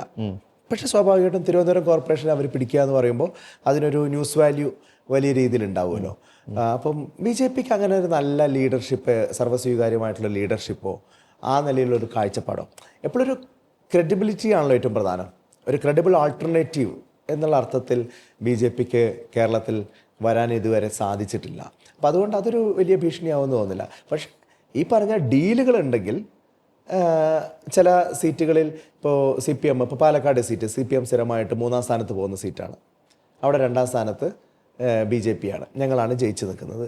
അത്തരത്തിലുള്ള ചില സീറ്റുകൾ ഏതെങ്കിലും തരത്തിലുള്ള ഡീലുകളുടെ ഭാഗമായിട്ട് അതിൽ എന്തെങ്കിലും കാര്യങ്ങൾ നടക്കുകയാണെങ്കിൽ അത് അപകടകരമാണ്. അതാണ് ശ്രദ്ധിക്കേണ്ടത്. സിനിമയും രാഷ്ട്രീയവും തമ്മിലുള്ള ബന്ധം കാര്യമായിട്ട് ഇപ്പോൾ ശക്തമാവുന്നുണ്ട്. അത് മാത്രമല്ല സെലിബ്രിറ്റീസും സോഷ്യൽ മീഡിയ താരങ്ങളും ഒക്കെ ഇപ്പോൾ രാഷ്ട്രീയത്തിലേക്ക് കടന്നു വരുന്നു. എനിക്ക് ക്ഷണമുണ്ടായിരുന്നു കേട്ടോ. അപ്പോൾ അങ്ങനെ പല ആൾക്കാരും രാഷ്ട്രീയത്തിലേക്ക് കടന്നു വരുന്നു. അപ്പോൾ അവരൊക്കെ പലരും സ്ഥാനാർത്ഥികളാവുന്നു. പല പാർട്ടികളും, എല്ലാ പാർട്ടികളിലും ഉണ്ട്. അതിങ്ങനെ കൂടി വരികയാണ്. ശരിക്കും അതൊരു വ്യക്തമായ രാഷ്ട്രീയ പാരമ്പര്യം പോലും ഇല്ലാത്ത ആൾക്കാർ രാഷ്ട്രീയത്തിൽ ഈ പറഞ്ഞ പോലെ ഓക്കെ വരട്ടെ, എല്ലാവരും വരട്ടെ. അത്തരത്തിലുള്ളൊരു മാറ്റം എങ്ങനെയാണ് കാണുന്നത്, ആ ഒരു സംഭവം, ആ ഒരു ചേഞ്ച്? അല്ല, സിനിമാ താരങ്ങൾ അല്ലെങ്കിൽ സിനിമയെ ബന്ധപ്പെട്ട മറ്റ് ആളുകൾ അവർ സമൂഹത്തിലുള്ള ആളുകളല്ലേ. അവർക്ക് അവരുടേതായിട്ടുള്ള രാഷ്ട്രീയ അഭിപ്രായവും കാഴ്ചപ്പാടും രാഷ്ട്രീയ പക്ഷപാതത്വം വളരെ സ്വാഭാവികമല്ലേ. അപ്പം അത് ഒട്ടും തെറ്റ് കാണുന്നില്ല. എല്ലാ രാഷ്ട്രീയം എന്ന് പറയുമ്പോൾ അത് ഫുൾ ടൈം രാഷ്ട്രീയ പ്രവർത്തകർ എന്ന നിലയിലുള്ള ഒരു വിഭാഗത്തിന് വേണ്ടി മാത്രം ഒഴിച്ചിട്ടുള്ളതല്ല എന്നാണ് എൻ്റെ അഭിപ്രായം. താങ്കൾ സിനിമയിലെ രാഷ്ട്രീയത്തെ പറ്റി വ്യക്തമായിട്ട് പല സ്ഥലങ്ങളിലും അല്ല, ഞാൻ ഇതിനെക്കുറിച്ച് തന്നെ പറയുകയാണെങ്കിൽ സിനിമാക്കാർ രാഷ്ട്രീയത്തിലേക്ക് വരട്ടെ, സ്പോർട്സ് താരങ്ങൾ രാഷ്ട്രീയത്തിലേക്ക് വരട്ടെ, നല്ല ബിസിനസ്സുകാർ രാഷ്ട്രീയത്തിലേക്ക് വരട്ടെ. ബിസിനസ് താല്പര്യം വളർത്താൻ വേണ്ടിയിട്ടല്ല, അല്ലാതെ സദുദ്ദേശത്തോടു കൂടിയുള്ള താല്പര്യത്തോടു കൂടി ബിസിനസ്സുകാർ വരട്ടെ, നല്ല ഉദ്യോഗസ്ഥർ വരട്ടെ, അതൊക്കെ നല്ലതാണ്. ഇപ്പോൾ സിനിമാ താരങ്ങളുടെ കാര്യം പറയുമ്പോൾ സാക്ഷാത് പ്രേം നസീർ, അദ്ദേഹം കോൺഗ്രസിൻ്റെ KPCC മെമ്പറായിരുന്നു, ഞങ്ങളുടെ കൂടെ ആയിരുന്നു. അതുപോലെ CPM-ആയിട്ട് ബന്ധപ്പെട്ട് നിരവധിയായിട്ടുള്ള ആളുകളുണ്ട്. അത് ആ കാലം തൊട്ട് തന്നെ ഉണ്ട്. ഇപ്പോഴും ഇപ്പോൾ CPM-ൻ്റെ മുകേഷ് ഇപ്പോൾ ഇതുവരെ MLA ആയിട്ട് തുടരുകയാണ്. ഞങ്ങളിപ്പോൾ ഇത്തവണ രമേശ് പിഷാരടി അടക്കമുള്ള ആളുകൾ ഞങ്ങളുടെ പാനലിൽ മത്സരിക്കുകയാണ്. അപ്പോൾ അതൊക്കെ നല്ല കാര്യമാണ്. അവരൊക്കെ ഇപ്പം ഇന്നസെൻറ്റ്, ഇപ്പം അതൊക്കെയാണ് അതിലെ വൈരുദ്ധ്യങ്ങളാണ്. ഇപ്പം രമേശ് പിഷാരടി മത്സരിക്കാൻ വേണ്ടി കടന്നു വരുമ്പോൾ മുഴുവൻ CPM-ൻ്റെ സമുന്നതരായിട്ടുള്ള നേതാക്കന്മാർ അദ്ദേഹത്തെ കയറി അങ്ങ് ആക്രമിക്കുകയാണ്, വ്യക്തിഹത്യ നടത്തുകയാണ്. അദ്ദേഹം എന്തോ കോമാളിയാണെന്നോ കൊമേഡിയൻ ആണെന്നൊക്കെ പറഞ്ഞ് അദ്ദേഹത്തെ അധിക്ഷേപിക്കുകയാണ്. എന്നാൽ ഗണേഷ് കുമാറുണ്ട്, അവരുടെ സ്ഥാനാർത്ഥിയായി MP ആയിരുന്ന ആളാണ് ഇന്നസെന്റ്, ഇന്ത്യൻ പാർലമെന്റിലേക്ക് പറഞ്ഞയച്ച ആളാണ്. അപ്പോൾ അങ്ങനെ അവരുടെ കൂടെ നിൽക്കുമ്പോൾ മാത്രമാണ് അത് അംഗീകരിക്കപ്പെടേണ്ടത്. കോൺഗ്രസിന്റെ കൂടെ ഏതെങ്കിലും കലാകാരൻ നിന്നാൽ അല്ലെങ്കിൽ സമൂഹത്തിലെ മറ്റ് ഏതെങ്കിലും വ്യക്തികൾ കോൺഗ്രസിനോടൊപ്പം ചേർന്ന് നിന്നാൽ അത് അങ്ങേയറ്റം മോശപ്പെട്ട കാര്യമാണെന്ന് പറഞ്ഞാൽ അവരെ വ്യക്തിപരമായിട്ട് അധിക്ഷേപിക്കുക എന്ന് പറയുന്ന ഒരു ശൈലി അത് CPM-ന് കേരളത്തിലുണ്ട്. ആ ഇരട്ടത്താപ്പാണ് യഥാർത്ഥത്തിൽ ചർച്ച ചെയ്യേണ്ടത്. ഈ കോൺഗ്രസ്സിൽ പ്രത്യേകിച്ച് നിങ്ങളുടെയൊക്കെ കാലഘട്ടത്തിൽ ധാരാളം യുവ നേതാക്കന്മാരുണ്ടായിരുന്നു. ഇപ്പോൾ പുതിയതായിട്ട് യുവ നേതാക്കൾ വരുന്നുണ്ട്, പക്ഷേ പലർക്കും അർഹതപ്പെട്ട സ്ഥാനങ്ങൾ കിട്ടുന്നില്ല എന്ന് പറയുന്നുണ്ട്. സത്യം പറഞ്ഞാൽ കോൺഗ്രസ്സിൽ മാത്രമല്ല പല പാർട്ടികളിലും യുവ നേതാക്കൾക്ക് അർഹിക്കുന്ന സ്ഥാനം കിട്ടുന്നില്ല എന്ന് പറയാം. പ്രത്യേകിച്ച് നേതൃസ്ഥാനത്തേക്ക് വരുന്നില്ല എന്നുള്ള സംഭവങ്ങളൊക്കെ ഉണ്ട്. കോൺഗ്രസ്സിൽ ഏറ്റവും കൂടുതലായിട്ട് അത് പറയുന്നുമുണ്ട്. ശരിക്കും ഈ യുവാക്കൾ കൂടുതൽ പൊളിറ്റിക്സിലേക്ക് വരാത്തതിൻ്റെ മെയിൻ റീസൺ എന്തായിരിക്കും? യുവാക്കൾ നല്ല രീതിയിൽ വരുന്നുണ്ടെന്നാണ് എൻ്റെ അഭിപ്രായം. ഇപ്പം ക്യാമ്പസുകളിൽ സത്യത്തിൽ വലിയ രീതിയിൽ പൊളിറ്റിസൈസ്ഡ് ആവുന്നുണ്ട് ശരിയായ രീതിയിൽ. അവർക്ക് പരമ്പരാഗത പൊളിറ്റിക്കൽ ശൈലിയോടൊക്കെ യോജിപ്പ് ഇല്ലാതെ ഉണ്ടാവില്ല.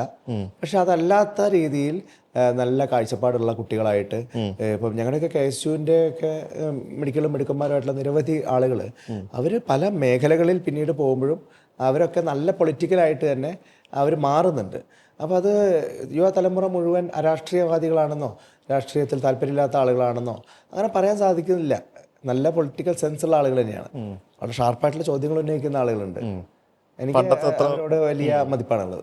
പണ്ടത്തെ അത്ര യുവാക്കൾ രാഷ്ട്രീയത്തിൽ താല്പര്യം കാണിക്കുന്നില്ല എന്നാണ് പറയുന്നത്. അല്ല, രാഷ്ട്രീയത്തിൻ്റെ മുഖ്യധാരയിലേക്ക് കടന്നു വന്ന ഒരു പക്ഷേ ഏതെങ്കിലും സ്ഥാനമാനങ്ങൾക്ക് വേണ്ടി കഴിവിട് കാണാൻ ഒരു പക്ഷേ അധികം ആളുകൾ ഉണ്ടായിരുന്നു വരില്ല. കാരണം അവർക്ക് അവരുടെ ജീവിതത്തെക്കുറിച്ചുള്ള കാഴ്ചപ്പാട് ചിലപ്പോൾ വ്യത്യസ്തമായിരിക്കും. പക്ഷെ അവരൊക്കെ പൊളിറ്റിക്കൽ എൻറ്റിറ്റീസാണ്. അവർക്ക് കൃത്യമായിട്ടുള്ള കാഴ്ചപ്പാടുകളുണ്ട് പല വിഷയത്തെക്കുറിച്ചും. രാഷ്ട്രീയത്തിൽ ഒരു റിട്ടയർമെന്റ് വേണ്ടേ ആളുകൾക്ക്? രാഷ്ട്രീയത്തിലിരിക്കുന്ന അധികാര പദവികളിൽ തെരഞ്ഞെടുപ്പ് രാഷ്ട്രീയത്തിലൊക്കെ ഒരു റിട്ടയർമെന്റ് ഏജ് എപ്പോഴും നല്ലതാണ്. ഈ പറഞ്ഞ പോലെ ഒരു പരിധിക്കപ്പുറത്ത് ഇപ്പം മുമ്പൊക്കെ ആണെങ്കിൽ ഇപ്പം അവരുടെയൊക്കെ വലിയ അസാമാന്യമായ ജനപിന്തുണയുടെയും ജനങ്ങളുമായിട്ടുള്ള ബന്ധത്തിൻ്റെയും പേരിലാണ് പലരും നിലനിന്നത്. ഉമ്മൻചാണ്ടി സാറൊക്കെ 52-53 വർഷം അദ്ദേഹം തുടർച്ചയായി ഒരു മണ്ഡലത്തിൻ്റെ പ്രതിനിധിയായിരുന്നു. KM മാണി സാർ ഇതേപോലെ 50 വർഷത്തിലേറെ അദ്ദേഹം MLA ആയിരുന്നു. അപ്പോൾ അതൊക്കെ അത്രത്തോളം ഒരു പ്രദേശവുമായിട്ട് അവർക്കൊരു ആത്മബന്ധം സ്ഥാപിക്കാൻ കഴിഞ്ഞു എന്നുള്ളതിൻ്റെ കൂടി ഭാഗമായിട്ടാണ്. എന്നാൽ പോലും ഇനിയത്തെ കാലത്ത് അങ്ങനെ ഏതെങ്കിലും ഒരു പ്രദേശവുമായിട്ട് ബന്ധപ്പെട്ട് ഏതെങ്കിലും ഒരു നേതാവിന് അത്രയധികം കാലമൊക്കെ നിലനിൽക്കാൻ പറ്റുമെന്ന് അറിയില്ല. കാരണം ജനങ്ങൾ മാറി ചിന്തിക്കാനും മാറ്റത്തെ ഉൾക്കൊള്ളാനും ഒക്കെ ആഗ്രഹമുള്ളവരും ശ്രമിക്കുന്നവരും ആയിരിക്കും. അപ്പോൾ പാർലമെൻ്ററി പൊളിറ്റിക്സ് മാത്രമല്ലല്ലോ പൊളിറ്റിക്സ്. അപ്പോൾ ഒരു പരിധി കഴിഞ്ഞാൽ, ഒരു പ്രായം കഴിഞ്ഞാൽ പൊളിറ്റിക്സിൻ്റെ മറ്റ് തലങ്ങളിലേക്ക് മാറുക എന്നുള്ളത് എല്ലാവരും ചെയ്യേണ്ട ഒരു കാര്യമായിട്ടാണ് എനിക്ക് തോന്നുന്നത്. കൂടുതൽ യുവാക്കൾ രാഷ്ട്രീയത്തിലേക്ക് വരണമെന്ന് ആഗ്രഹിക്കുന്ന ഒരു വ്യക്തിയാണ് ഞാൻ. കൂടുതൽ യുവാക്കൾ വരണം. കാരണം ഈ യുവാക്കളുടെ മനസ്സ് അല്ലെങ്കിൽ യൂത്ത് ചിന്തിക്കുന്ന രീതിയിൽ ചിന്തിക്കാൻ അവർക്കേ പറ്റുള്ളൂ, ആ മൈൻഡുള്ളവർക്കേ പറ്റുള്ളൂ. അതല്ലാതെ ഈ പ്രായമായി കഴിയുമ്പോഴത്തേക്കും അവരുടെ ചിന്താഗതികളും മാറും, അതനുസരിച്ചുള്ള കാര്യങ്ങളും മാറും. എത്ര ഉപദേശിക്കുന്ന ആൾക്കാർ, പല ആൾക്കാർ കൂടെ ഉണ്ടെന്നുണ്ടെങ്കിലും ഒരു പബ്ലിക് അപ്പിയറൻസിൽ അതൊരു സംഭവം എഫക്റ്റീവായിട്ട് കാണിക്കുമ്പോൾ അതൊരു കോൺഫിഡൻസ് ആണ്. യുവ നേതാക്കൾ ധാരാളം സ്ഥാനങ്ങളിൽ വരുമ്പോൾ, പ്രത്യേകിച്ച് ഇപ്പം നിങ്ങളെപ്പോലെ യുവ നേതാക്കൾ വന്നിട്ട് മന്ത്രിസ്ഥാനമൊക്കെ തന്നു കഴിഞ്ഞാൽ അതൊക്കെ വേറെ ലെവലിലേക്ക് മാറും. അല്ല, തീർച്ചയായിട്ടും ഈ അല്ലാതെ സീനിയേഴ്സിന് മാത്രമേ മന്ത്രിസ്ഥാനം കൊടുക്കാൻ പാടുള്ളൂ എന്നൊക്കെ പറഞ്ഞു കഴിഞ്ഞാൽ അതൊക്കെ കൂടുതൽ അവസരങ്ങൾ കിട്ടണം. ശരിയാണ്, എല്ലാ തലങ്ങളിലും ആ അവസരം കിട്ടണം, അതിൽ യാതൊരു സംശയവുമില്ല. ചെറുപ്പക്കാർക്ക് മാത്രമല്ല, കൂടുതൽ സ്ത്രീകൾക്ക് അവസരങ്ങൾ ലഭിക്കണം. അതുപോലെ തന്നെ കൂടുതൽ നമ്മുടെ വിവിധ സോഷ്യൽ ഗ്രൂപ്പുകളൊക്കെ ഉണ്ടല്ലോ, ആ ഓരോ വിഭാഗത്തിനും മതിയായ റെപ്രസെൻറ്റേഷൻ വേണം. ജനാധിപത്യം എന്ന് പറയുന്നത് അടിസ്ഥാനമായിട്ട് ഉൾക്കൊള്ളലാണ്. എല്ലാ വിഭാഗത്തിനെയും ചേർത്ത് പിടിക്കുമ്പോഴാണ്, എല്ലാവരുടേതുമായി ഈ സംഭവം മാറുമ്പോഴാണ് അതിനൊരു അർത്ഥം ഉണ്ടാവുള്ളൂ, അതിനൊരു സൗന്ദര്യം ഉണ്ടാവുന്നുള്ളൂ.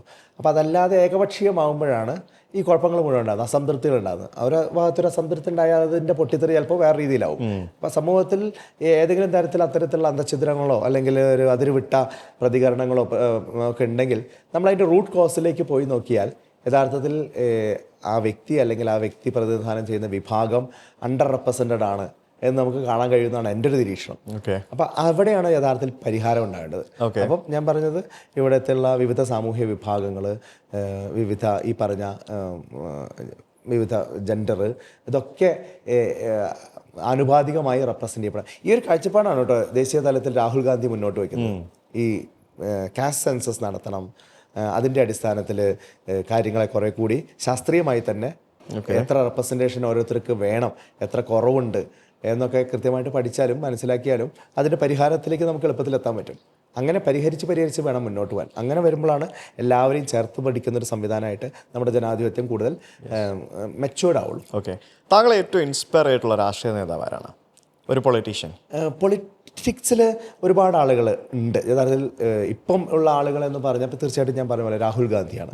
അദ്ദേഹം ഇന്ത്യൻ കോണ്ടെക്സ്റ്റിൽ നടത്തിക്കൊണ്ടിരിക്കുന്ന ഒരു വലിയ പോരാട്ടമുണ്ട്. അദ്ദേഹം എത്രത്തോളം അധിക്ഷേപിക്കപ്പെട്ടുള്ള ആളാണ് എന്ന് നമുക്കറിയാം. ഇത്രയധികം കാര്യങ്ങളെക്കുറിച്ച് ആഴത്തിൽ പഠിക്കാൻ ആഗ്രഹിക്കുന്ന, അങ്ങനെ സിൻസിയറായിട്ട് ഇടപെടുന്ന ഒരാളെ പോലും ഇവരുടെ എതിരാളികളുടെ പ്രൊപ്പഗാൻഡ മെഷീനറി എങ്ങനെയാണ് ബ്രാൻഡ് ചെയ്ത് വെച്ചിരിക്കുന്നത് നമുക്കറിയാലോ. പക്ഷെ അതിനെയൊക്കെ അതിജീവിക്കുന്ന തരത്തിൽ അദ്ദേഹം ഓരോ ഘട്ടത്തിലും മുന്നോട്ട് വരികയാണ്. അതേസമയം വിശ്വഗുരു എന്നൊക്കെ അവകാശപ്പെടുന്ന ആളുകൾ അവരെത്രത്തോളം പൊള്ളയാണ് എന്നുള്ളത് പലപ്പോഴും ആളുകൾക്ക് മുമ്പിൽ ബോധ്യമാവുന്നുണ്ട്. അപ്പം ഞാൻ വ്യക്തികൾ തമ്മിലുള്ള കമ്പാരിസണിലേക്കല്ല പോകുന്നത്. രാഹുൽ ഗാന്ധി മുന്നോട്ട് വരുന്ന അടിസ്ഥാനപരമായിട്ടുള്ള ചില ആശയങ്ങൾ, അത് അംബേദ്കറുടെ ആശയത്തിൻ്റെയൊക്കെ തുടർച്ചയാണ്, നെഹ്റുവിൻ്റെ ആശയങ്ങളുടെ തുടർച്ചയാണ്. അപ്പോൾ അത് ഇന്ത്യൻ കോണ്ടെക്സ്റ്റിൽ പറയാൻ രാഹുൽ ഗാന്ധിയെ പോലുള്ള കുറച്ച് ആളുകൾ മാത്രമേ ഉള്ളൂ. കേരളത്തിലേക്ക് വരികയാണെങ്കിലോ? കേരളത്തിൽ ആ നിലയിലെ ഏതെങ്കിലും ഒരു വ്യക്തി എന്നെ ഇൻസ്പയർ ചെയ്തു എന്ന് പറയാൻ പറ്റില്ല.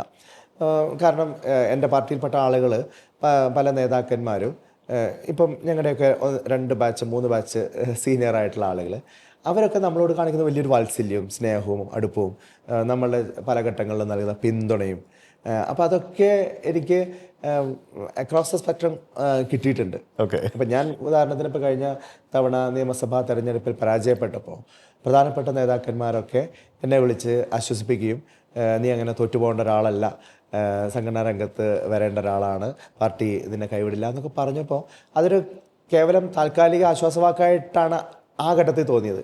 പക്ഷേ ഞാൻ നിയമസഭാ തെരഞ്ഞെടുപ്പ് പരാജയപ്പെട്ട 6 മാസത്തിനകത്ത് ഞാൻ കേരളത്തിലെ കോൺഗ്രസ് പാർട്ടിയുടെ വൈസ് പ്രസിഡൻ്റായിട്ട്, KPC വൈസ് പ്രസിഡൻ്റായിട്ട് സംഘടനാ രംഗത്ത് എന്നെ ചുമതലപ്പെടുത്തി. അങ്ങനെ കുറേയേറെ ഉത്തരവാദിത്തങ്ങളൊക്കെ തന്ന് നമ്മളെ വീണ്ടും ലൈവായിട്ട് നിർത്തുകയാണ്. അപ്പോൾ ഞാൻ പറഞ്ഞത് ആ ഓരോ ആളുകളോടും നമുക്ക് കടപ്പാടുണ്ട്. അവരൊക്കെ ആ ശൈലി നമ്മളെ ഇൻസ്പയർ ചെയ്യുന്നത്. ഇപ്പം ഈ നിയമസഭാ തെരഞ്ഞെടുപ്പ് തന്നെ കണ്ടല്ലോ, എല്ലാവർക്കും അർഹിച്ച സ്ഥാനം കിട്ടിയിട്ടില്ലല്ലോ, അല്ലെങ്കിൽ ആഗ്രഹിച്ച സീറ്റൊന്നും കിട്ടിയിട്ടില്ലല്ലോ. അപ്പോൾ അവരെയൊക്കെ പാർട്ടിയിലെ നേതൃത്വം ചേർത്ത് പിടിക്കുന്നുണ്ട്. ഇന്നല്ലെങ്കിൽ മറ്റൊരു തരത്തിൽ നിങ്ങളെ ഞങ്ങൾക്ക് അക്കോമഡേറ്റ് ചെയ്യാൻ പറ്റും, നിങ്ങളുടെ കോൺട്രിബ്യൂഷൻസിനെ പാർട്ടി അപ്രീഷിയേറ്റ് ചെയ്യുന്നു എന്നുള്ളൊരു മെസ്സേജ് കൊടുത്ത് എല്ലാവരും ചേർത്ത് പിടിക്കുന്ന ഒരു ശൈലിയുണ്ട്. അത് വളരെ പോസിറ്റീവാണ്. ഇനി എനിക്ക് ധാരാളം ക്വസ്റ്റ്യൻസ് ഉണ്ട്, but I think we are running out of time. It's 12:30 now. രാത്രി 12:30 ഇനി താങ്കൾക്കും ഉറങ്ങണം, എനിക്കും പോയി കിടന്ന് ഉറങ്ങണം. നിങ്ങൾക്കും രാവിലെ ഇനി പ്രചാരണത്തിനൊക്കെ പോകേണ്ടതാണ്, 6 മണിക്ക് ഇറങ്ങുന്നതാണ്. സോ ഞാൻ ഇനി കുറേ ക്വസ്റ്റ്യൻസ് ഉണ്ട്. നമുക്ക് ഇതൊക്കെ കഴിഞ്ഞിട്ട് ഇനി MLA ആയതിനു ശേഷം നമുക്ക് ഒന്നുകൊണ്ടിരിക്കാം. അത്രേ ഞാൻ പറയുന്നുള്ളൂ. പിന്നെ അവസാനമായിട്ട് നമ്മുടെ തൃത്താലയിലെ ജനങ്ങളോടും കേരളത്തിലെ ജനങ്ങളോടും കൂടി എന്താണ് പറയാനുള്ളത്? ഒപ്പം താങ്കൾക്ക് അടുത്ത 5 വർഷത്തേക്ക് തൃത്താലയിലുള്ള വരുത്താൻ ആഗ്രഹിക്കുന്ന മാറ്റങ്ങളെ കുറിച്ചും സംസാരിക്കാം. നോക്കൂ, തൃത്താലയിൽ 2011 ഞങ്ങളൊരു നല്ല മാറ്റം ഉണ്ടാക്കിയപ്പോഴാണ് കേരളത്തിലും UDFൻ്റെ ഒരു സർക്കാർ ഉണ്ടായത്. അത്തരത്തിലുള്ള സാഹചര്യമാണ് ഇപ്പോൾ ഞാൻ മുന്നിൽ കാണുന്നത്. ഏതായാലും കേരളത്തിലൊരു സർക്കാർ UDFൻ്റേതായിരിക്കും എന്നുള്ളത് ഏതാണ്ട് ഉറപ്പായി കഴിഞ്ഞു. ഓക്കെ. തൃത്താല കൂടി ഞങ്ങളോടൊപ്പം നിൽക്കുകയാണെങ്കിൽ, ഒരു ഭരണപക്ഷത്തെ MLA ആയിട്ട് കുറച്ചും കൂടിയും സീനിയർ ആയിട്ടുള്ള ഒരാളായിട്ട് എനിക്ക് പ്രവർത്തിക്കാനുള്ള അവസരം ഉണ്ടാവുകയാണെങ്കിൽ നാട്ടിൽ ഒരുപാട് കാര്യങ്ങൾ ചെയ്യാൻ പറ്റും. ഞാൻ പറഞ്ഞല്ലോ, ഞാൻ ഒരു പുതുമുഖ ഭരണപക്ഷ MLA ആയിരിക്കുന്ന കാലത്താണ് തൃത്താലയിൽ ആദ്യമായിട്ട് BMNBC റോഡുകൾ കൊണ്ടുവന്നത്, തൃത്താലയിൽ 2 കോളേജുകൾ കൊണ്ടുവന്നത്, സ്കിൽ ഡെവലപ്മെൻറ്റ് ഇൻസ്റ്റിറ്റ്യൂഷൻസ് കൊണ്ടുവന്നത്, പട്ടാമ്പി താലൂക്ക് രൂപീകരിച്ചത്, 3 പഞ്ചായത്തുകൾക്ക് വേണ്ടിയുള്ള കുടിവെള്ള പദ്ധതി ആവിഷ്കരിച്ചത്, കൂട്ടക്കടവ് റെഗുലേറ്റർ നിർമ്മാണം ആരംഭിച്ചത്, കാങ്കപ്പുഴ റെഗുലേറ്റർ കം ബ്രിഡ്ജ് എന്ന് പറയുന്ന പദ്ധതി ബജറ്റിൽ ഉൾപ്പെടുത്തിയത്, അതുപോലെയുള്ള നിരവധിയായിട്ടുള്ള കാര്യങ്ങൾ എനിക്ക് ആ കാലഘട്ടത്തിൽ ചെയ്യാൻ സാധിച്ചു. ഉദാഹരണം പറയുകയാണെങ്കിൽ 2 ഇലക്ട്രിക്കൽ സബ്സെക്ഷൻ അനുവദിക്കാൻ, സെക്ഷൻ ഓഫീസുകൾ അനുവദിക്കാൻ സാധിച്ചു. അങ്ങനെ പല കാര്യങ്ങളും ചെയ്യാൻ പറ്റി. കഴിഞ്ഞ 5 വർഷം അതിൻ്റെ ആ നിലയിലുള്ള തുടർച്ച ഉണ്ടായില്ല. മന്ത്രിയും സ്പീക്കറൊക്കെയാണ് ഉണ്ടായിരുന്നെങ്കിൽ പോലും ആ നിലയിൽ ഒരു ശ്രദ്ധേയമായ ഇൻസ്റ്റിറ്റ്യൂഷനോ തൃത്താലയ്ക്ക് വേണ്ടിയുള്ള എന്തെങ്കിലും നയപരമായിട്ടുള്ള ഇടപെടലോ ഉണ്ടായിട്ടില്ല. ഇപ്പം ഞാനൊരു ഉദാഹരണം പറയുകയാണെങ്കിൽ, തൃത്താലയ്ക്ക് കോളേജ് അനുവദിക്കാൻ വേണ്ടിയിട്ടാണ് കേരളത്തിൽ 22 പുതിയ arts and science college Oommen Chandy സർക്കാർ ആരംഭിച്ചത്. അങ്ങനെ പുതിയൊരു നയം ആവിഷ്കരിക്കുകയാണ്. ആ നയത്തിൻ്റെ ഭാഗമായിട്ടാണ് CPM-ൻ്റെ പല സമുന്നത നേതാക്കന്മാരുടെയും മണ്ഡലത്തിൽ കോളേജ് വന്നത്, കോടിയേരി ബാലകൃഷ്ണൻ്റെ മണ്ഡലത്തിലടക്കം. അപ്പം ഒരു പുതുമുഖ MLA ആയിട്ടുള്ള എനിക്ക് പോലും എൻ്റെ ഗവൺമെൻറ് ആയതുകൊണ്ട് ആ ഗവൺമെൻറ്റിൻ്റെ നയങ്ങളിൽ ഇടപെട്ട് പരിഹാരം ഉണ്ടാക്കാൻ പറ്റി. പക്ഷേ ഇപ്പോൾ മന്ത്രിയായിട്ട് പോലും തൃത്താലയ്ക്ക് വേണ്ടിയുള്ള പ്രത്യേകമായിട്ടുള്ള ആ നിലയിൽ ഇടപെടുന്നില്ല. ബാക്കി എല്ലായിടത്തും കുറേ കാര്യങ്ങൾ നടക്കുന്നതിൻ്റെ കൂട്ടത്തിലുള്ള ചിലപ്പോൾ ബാക്കി എല്ലായിടത്തും 5 കോടി കൊടുക്കുന്നത് ഇവിടെ ചിലപ്പോൾ 10 കോടി കിട്ടുമായിരിക്കും. അതല്ലാതെ ഉള്ള മാറ്റങ്ങൾ ഉണ്ടാകുന്നില്ല, പുതിയ ഇൻസ്റ്റിറ്റ്യൂഷൻ വരുന്നില്ല. അപ്പം ഉദാഹരണത്തിൽ ഇപ്പം 10ാം ക്ലാസ് പരീക്ഷ കഴിയാൻ പോവാണ്. ഹയർ സെക്കൻഡറി പ്രവേശനം എന്ന് പറയുന്നത് വലിയൊരു ആശങ്കയാണ്. ഫുൾ A+ കിട്ടിയ കുട്ടികൾക്ക് പോലും ഹയർ സെക്കൻഡറി സീറ്റില്ല തൃത്താല മണ്ഡലത്തിൽ. കാരണം കഴിഞ്ഞ 10 കൊല്ലമായിട്ട് പുതിയ ഹയർ സെക്കൻഡറി ബാച്ച് അനുവദിക്കുന്നില്ല. അപ്പോൾ അതൊക്കെ ഞങ്ങൾക്ക് ചെയ്യാൻ സാധിക്കും. അടുത്ത ഗവൺമെൻറ്റിന് അതൊക്കെ ചെയ്യാൻ, അടുത്ത ഗവൺമെൻറ്റിൻ്റെ ഭാഗമായിട്ട് എനിക്ക് തൃത്താല MLA ആവാൻ സാധിച്ചാൽ 3-4 പ്രധാനപ്പെട്ട പ്രൊജക്റ്റുകൾ എൻ്റെ മനസ്സിലുണ്ട്. ഒന്ന്, ഞാൻ നേരത്തെ പറഞ്ഞ പോലെ പാലക്കാട് പൊന്നാനി റോഡ് ഒരു 4 വരി ഹൈവേ ആയിട്ട് വികസിപ്പിക്കുക എന്ന് പറയുമ്പോൾ ജില്ലക്കകത്ത് തന്നെയുള്ള ഒരു കണക്ടിവിറ്റി വലിയ രീതിയിൽ വർദ്ധിപ്പിക്കാൻ സാധിക്കും. രണ്ടാമതൊരു വലിയ സ്വപ്നമാണ്, അത് നടക്കുക എന്നുള്ളത് ഒറ്റയടിക്ക് പറയാൻ സാധിക്കില്ല. തൃത്താലയിൽ ഒരു മെഡിക്കൽ കോളേജ് കൊണ്ടുവരണം എന്നാണ് എൻ്റെ ആഗ്രഹം. അതെന്താ കാരണം എന്ന് ചോദിച്ചാൽ, ഉമ്മൻചാണ്ടി സർക്കാരിൻ്റെ ഒരു കാഴ്ചപ്പാടായിരുന്നു 14 ജില്ലകളിലും മെഡിക്കൽ കോളേജ്, തിരുവനന്തപുരം അടക്കമുള്ള സ്ഥലങ്ങളിൽ 2 മെഡിക്കൽ കോളേജ്. അത് ഏറ്റവും നല്ല രീതിയിൽ ചെയ്യാൻ പറ്റുന്ന ഒരു ജില്ലയാണ് പാലക്കാട്. കാരണം പാലക്കാട് ജില്ലയുടെ മെഡിക്കൽ കോളേജ് കിടക്കുന്നത് ഈ പറഞ്ഞ പോലെ തൃത്താല പോലുള്ള പ്രദേശത്ത് നിന്ന് 10-80 കിലോമീറ്റർ അപ്പുറമാണ്. മലപ്പുറം ജില്ലയുടെ മെഡിക്കൽ കോളേജ് കിടക്കുന്നതും ഈ മഞ്ചേരിയിലാണ്. അപ്പോൾ തൃത്താല, പൊന്നാനി, തിരൂർ, തവനൂർ ഈ പ്രദേശത്തൊക്കെയുള്ള ആളുകൾക്ക് ഉപകാരപ്രദമാകുന്ന തരത്തിലുള്ള മെഡിക്കൽ കോളേജ് സർക്കാർ മേഖലയിൽ തന്നെ കൊണ്ടുവരികയാണെങ്കിൽ അത് ഏറ്റവും നല്ല സ്ഥലം, ഐഡിയൽ ആയിട്ടുള്ള സ്ഥലം എവിടെയാണ്. അതിനുവേണ്ടി ശ്രമിക്കുക എന്നുള്ളതാണ്. അതൊരു വലിയ സ്വപ്നമാണ്. ഒറ്റയടിക്ക് നടക്കുമെന്നൊന്നും അവകാശവാദമായിട്ട് മുന്നോട്ട് വയ്ക്കാൻ പറ്റില്ല. പക്ഷേ എനിക്ക് പിന്തുണയ്ക്കാൻ കഴിയുന്ന ഒരു ഗവൺമെൻറ് ഉണ്ടാവുകയാണെങ്കിൽ, ഞാൻ ഇവിടുന്ന് MLA ആയിട്ട് ജയിച്ചു വരാൻ പറ്റുന്ന പക്ഷം എനിക്കത് കൊണ്ടുവരാൻ പറ്റും എന്നുള്ളൊരു കോൺഫിഡൻസ് ഉണ്ട്. അതിനുവേണ്ടിയുള്ള ശ്രമം നടത്താൻ സാധിക്കും. അതുപോലെയുള്ള നിരവധിയായിട്ടുള്ള പദ്ധതികൾ തൃത്താലയ്ക്ക് വേണ്ടി വലിയൊരു സമഗ്ര വിപ്ലവം സൃഷ്ടിക്കാൻ കഴിയുന്ന നിരവധിയായിട്ടുള്ള പദ്ധതികൾ ടൂറിസം രംഗത്ത് വലിയ സാധ്യതകൾ ഇപ്പോഴുണ്ട്. കഴിഞ്ഞ 5 വർഷമായിട്ട് പ്രഖ്യാപനങ്ങളല്ലാതെ ഒന്നും ആ ദിശയിൽ നടന്നിട്ടില്ല.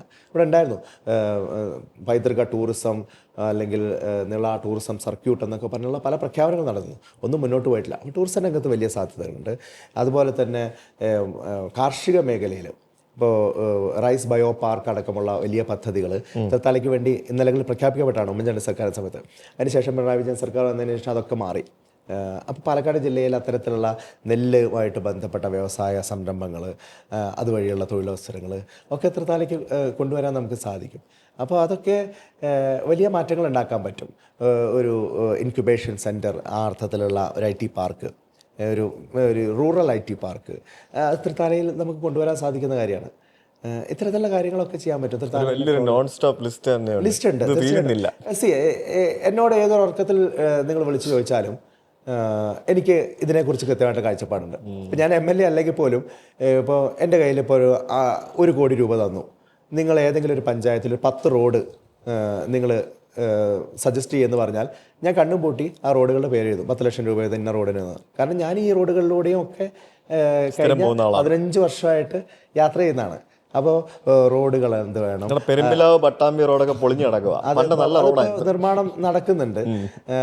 അത് വളരെ പൊളിഞ്ഞു കിടക്കുകയായിരുന്നു ഞാൻ MLA ആയിരിക്കുന്ന സമയത്ത്. ഇങ്ങോട്ട് കടക്കാൻ പറ്റിയിരുന്നില്ല. തണപ്പത്ര പാലം എന്ന് പറഞ്ഞിട്ട് പാലം, അത് ഞാൻ MLA ആയതിനു ശേഷം ആണ് നിർമ്മാണം നടത്തിയത്. അതിനുശേഷം പട്ടാമ്പി വരെയുള്ള റോഡ് അന്ന് BMNBC നിലവാരത്തിലേക്ക് അന്ന് ഉയർത്തിയതാണ്. പിന്നെ മെയിൻ്റനൻസ് ഇല്ലാതെ ഇങ്ങനെ കഴിഞ്ഞ കുറച്ച് കാലമായിട്ട് വളരെ മോശമാണ്. ഇപ്പം പുതിയൊരു വർക്ക് വന്നത്. നമുക്ക് പട്ടാമ്പിയിൽ ഒരു പുതിയ പാലം വേണ്ടേ? അത് പട്ടാമ്പി പുതിയ പാലമുണ്ട്. അത് ഈ കുറ്റിപ്പുറത്തുനിന്ന് തുടങ്ങി പട്ടാമ്പി വഴി പട്ടാമ്പി പുതിയ പാലമടക്കം ഷൊർണൂരിലേക്കുള്ള ഒരു പ്രോജക്റ്റ് ഉമ്മൻചാണ്ടി സർക്കാർ 130 കോടി രൂപ ബജറ്റിൽ അനുവദിച്ചാണ്. അത് പിണറായി വിജയൻ സർക്കാർ വന്നപ്പോൾ അത് കിഫ്ബിയിലേക്ക് മാറ്റി. അത് കുറേ കാലം അതിൻ്റെ നൂലാമാലകളായിട്ട് മുന്നോട്ട് പോയി. എന്നിട്ട് ഈ പട്ടാമ്പി പാലം മാത്രം സെപ്പറേറ്റ് ചെയ്തിട്ട് വേറൊരു പ്രൊജക്റ്റായിട്ട് ഇപ്പോൾ നടക്കുന്നു. മറ്റു റോഡ് പ്രൊജക്റ്റ് ഇതുവരെ നിർവ്വഹണ ഘട്ടത്തിലേക്ക് എത്തിയിട്ടില്ല. അപ്പം അങ്ങനെ കുറേ പ്രശ്നങ്ങൾ തൃത്താലയുമായിട്ട് ബന്ധപ്പെട്ട് പരിഹരിക്കുകയാണ്. ഞാൻ പറഞ്ഞു വന്നത് ഒരവസരം കിട്ടുകയാണെങ്കിൽ എന്താണ് തൃത്താലയ്ക്ക് ചെയ്യാൻ സാധിക്കുക എന്നുള്ളതിനെക്കുറിച്ച് ഓരോ മേഖല തിരിച്ച് എനിക്ക് കൃത്യമായിട്ടുള്ള കാഴ്ചപ്പാടുണ്ട്. അതെൻ്റെ ഒരു കോൺഫിഡൻസാണ്. ആ കോൺഫിഡൻസ് എനിക്കുണ്ടാവുന്നത്, അങ്ങനെ ഒരു കാഴ്ചപ്പാട് എനിക്കുണ്ടാവുന്നത് ഈ നാട്ടിലെ ജനങ്ങളുമായിട്ടുള്ള നിരന്തരമായിട്ടുള്ള ആത്മബന്ധത്തിൻ്റെ അടിസ്ഥാനത്തിലാണ്. MLA ആകുമ്പോഴും അല്ലാത്തപ്പോഴും ഞാൻ ഫുൾ ടൈം അവൈലബിൾ ആണ്. ഫുൾ ടൈം ഈ നാട്ടിലെ ജനങ്ങളുടെ ഇടയിലുണ്ട്. അപ്പോൾ അതുകൊണ്ട് തന്നെ എനിക്കറിയാം എന്തൊക്കെ ചെയ്യാൻ സാധിക്കും, എന്തൊക്കെയാണ് ചെയ്യേണ്ടത്, എന്തൊക്കെയാണ് പ്രയോറിറ്റീസ് ആവേണ്ടത് എന്നുള്ളത്. ഓക്കെ, എന്തായാലും താങ്കളുടെ വിശ്വാസങ്ങൾ താങ്കളെ വിജയത്തിലേക്ക് എത്തിക്കട്ടെ. തൃത്താലയിലെ ജനങ്ങൾ താങ്കൾക്കൊപ്പം ഇത്തവണ നിൽക്കും എന്ന് വിചാരിക്കാം. അങ്ങനെയാണെങ്കിൽ ഈ പറഞ്ഞ പോലെ UDF അധികാരത്തിൽ വരികയാണെങ്കിൽ വീണ്ടും UDF മന്ത്രിസഭയിൽ ഒരു MLA ആയിട്ടും, തൃത്താലയിൽ വേണമെങ്കിൽ UDFൻ്റെ LDF ഒരു മന്ത്രിനെ കൊടുത്തു, അപ്പോൾ UDFനും വേണമെങ്കിൽ ഒരു മന്ത്രിനെയൊക്കെ കൊടുക്കാവുന്നതാണ്. അതെന്തായാലും ആട്ടെ. അപ്പോൾ അത്തരത്തിൽ എല്ലാവിധ വിജയാശംസകളും. And thank you so much for coming to chat with Bhakthan. തീർച്ചയായിട്ടും വളരെ സന്തോഷം തോന്നുന്നു. ഒരുപാട് സമയം നമ്മൾ സംസാരിച്ചിരുന്നു. നിങ്ങൾ പറഞ്ഞ പോലെ നല്ല കാര്യങ്ങൾ നടക്കട്ടെ. ഏതായാലും കേരളം മാറുകയാണ്, അതിനോടൊപ്പം തൃത്താലയ്ക്കും മാറാൻ സാധിക്കുമെന്നുള്ളത് തന്നെയാണ് എൻ്റെ മാറ്റം വരട്ടെ. ഈ നാട്ടിലെ ജനങ്ങൾ എൻ്റെ ഒപ്പം നിൽക്കും. All the best. Thank you.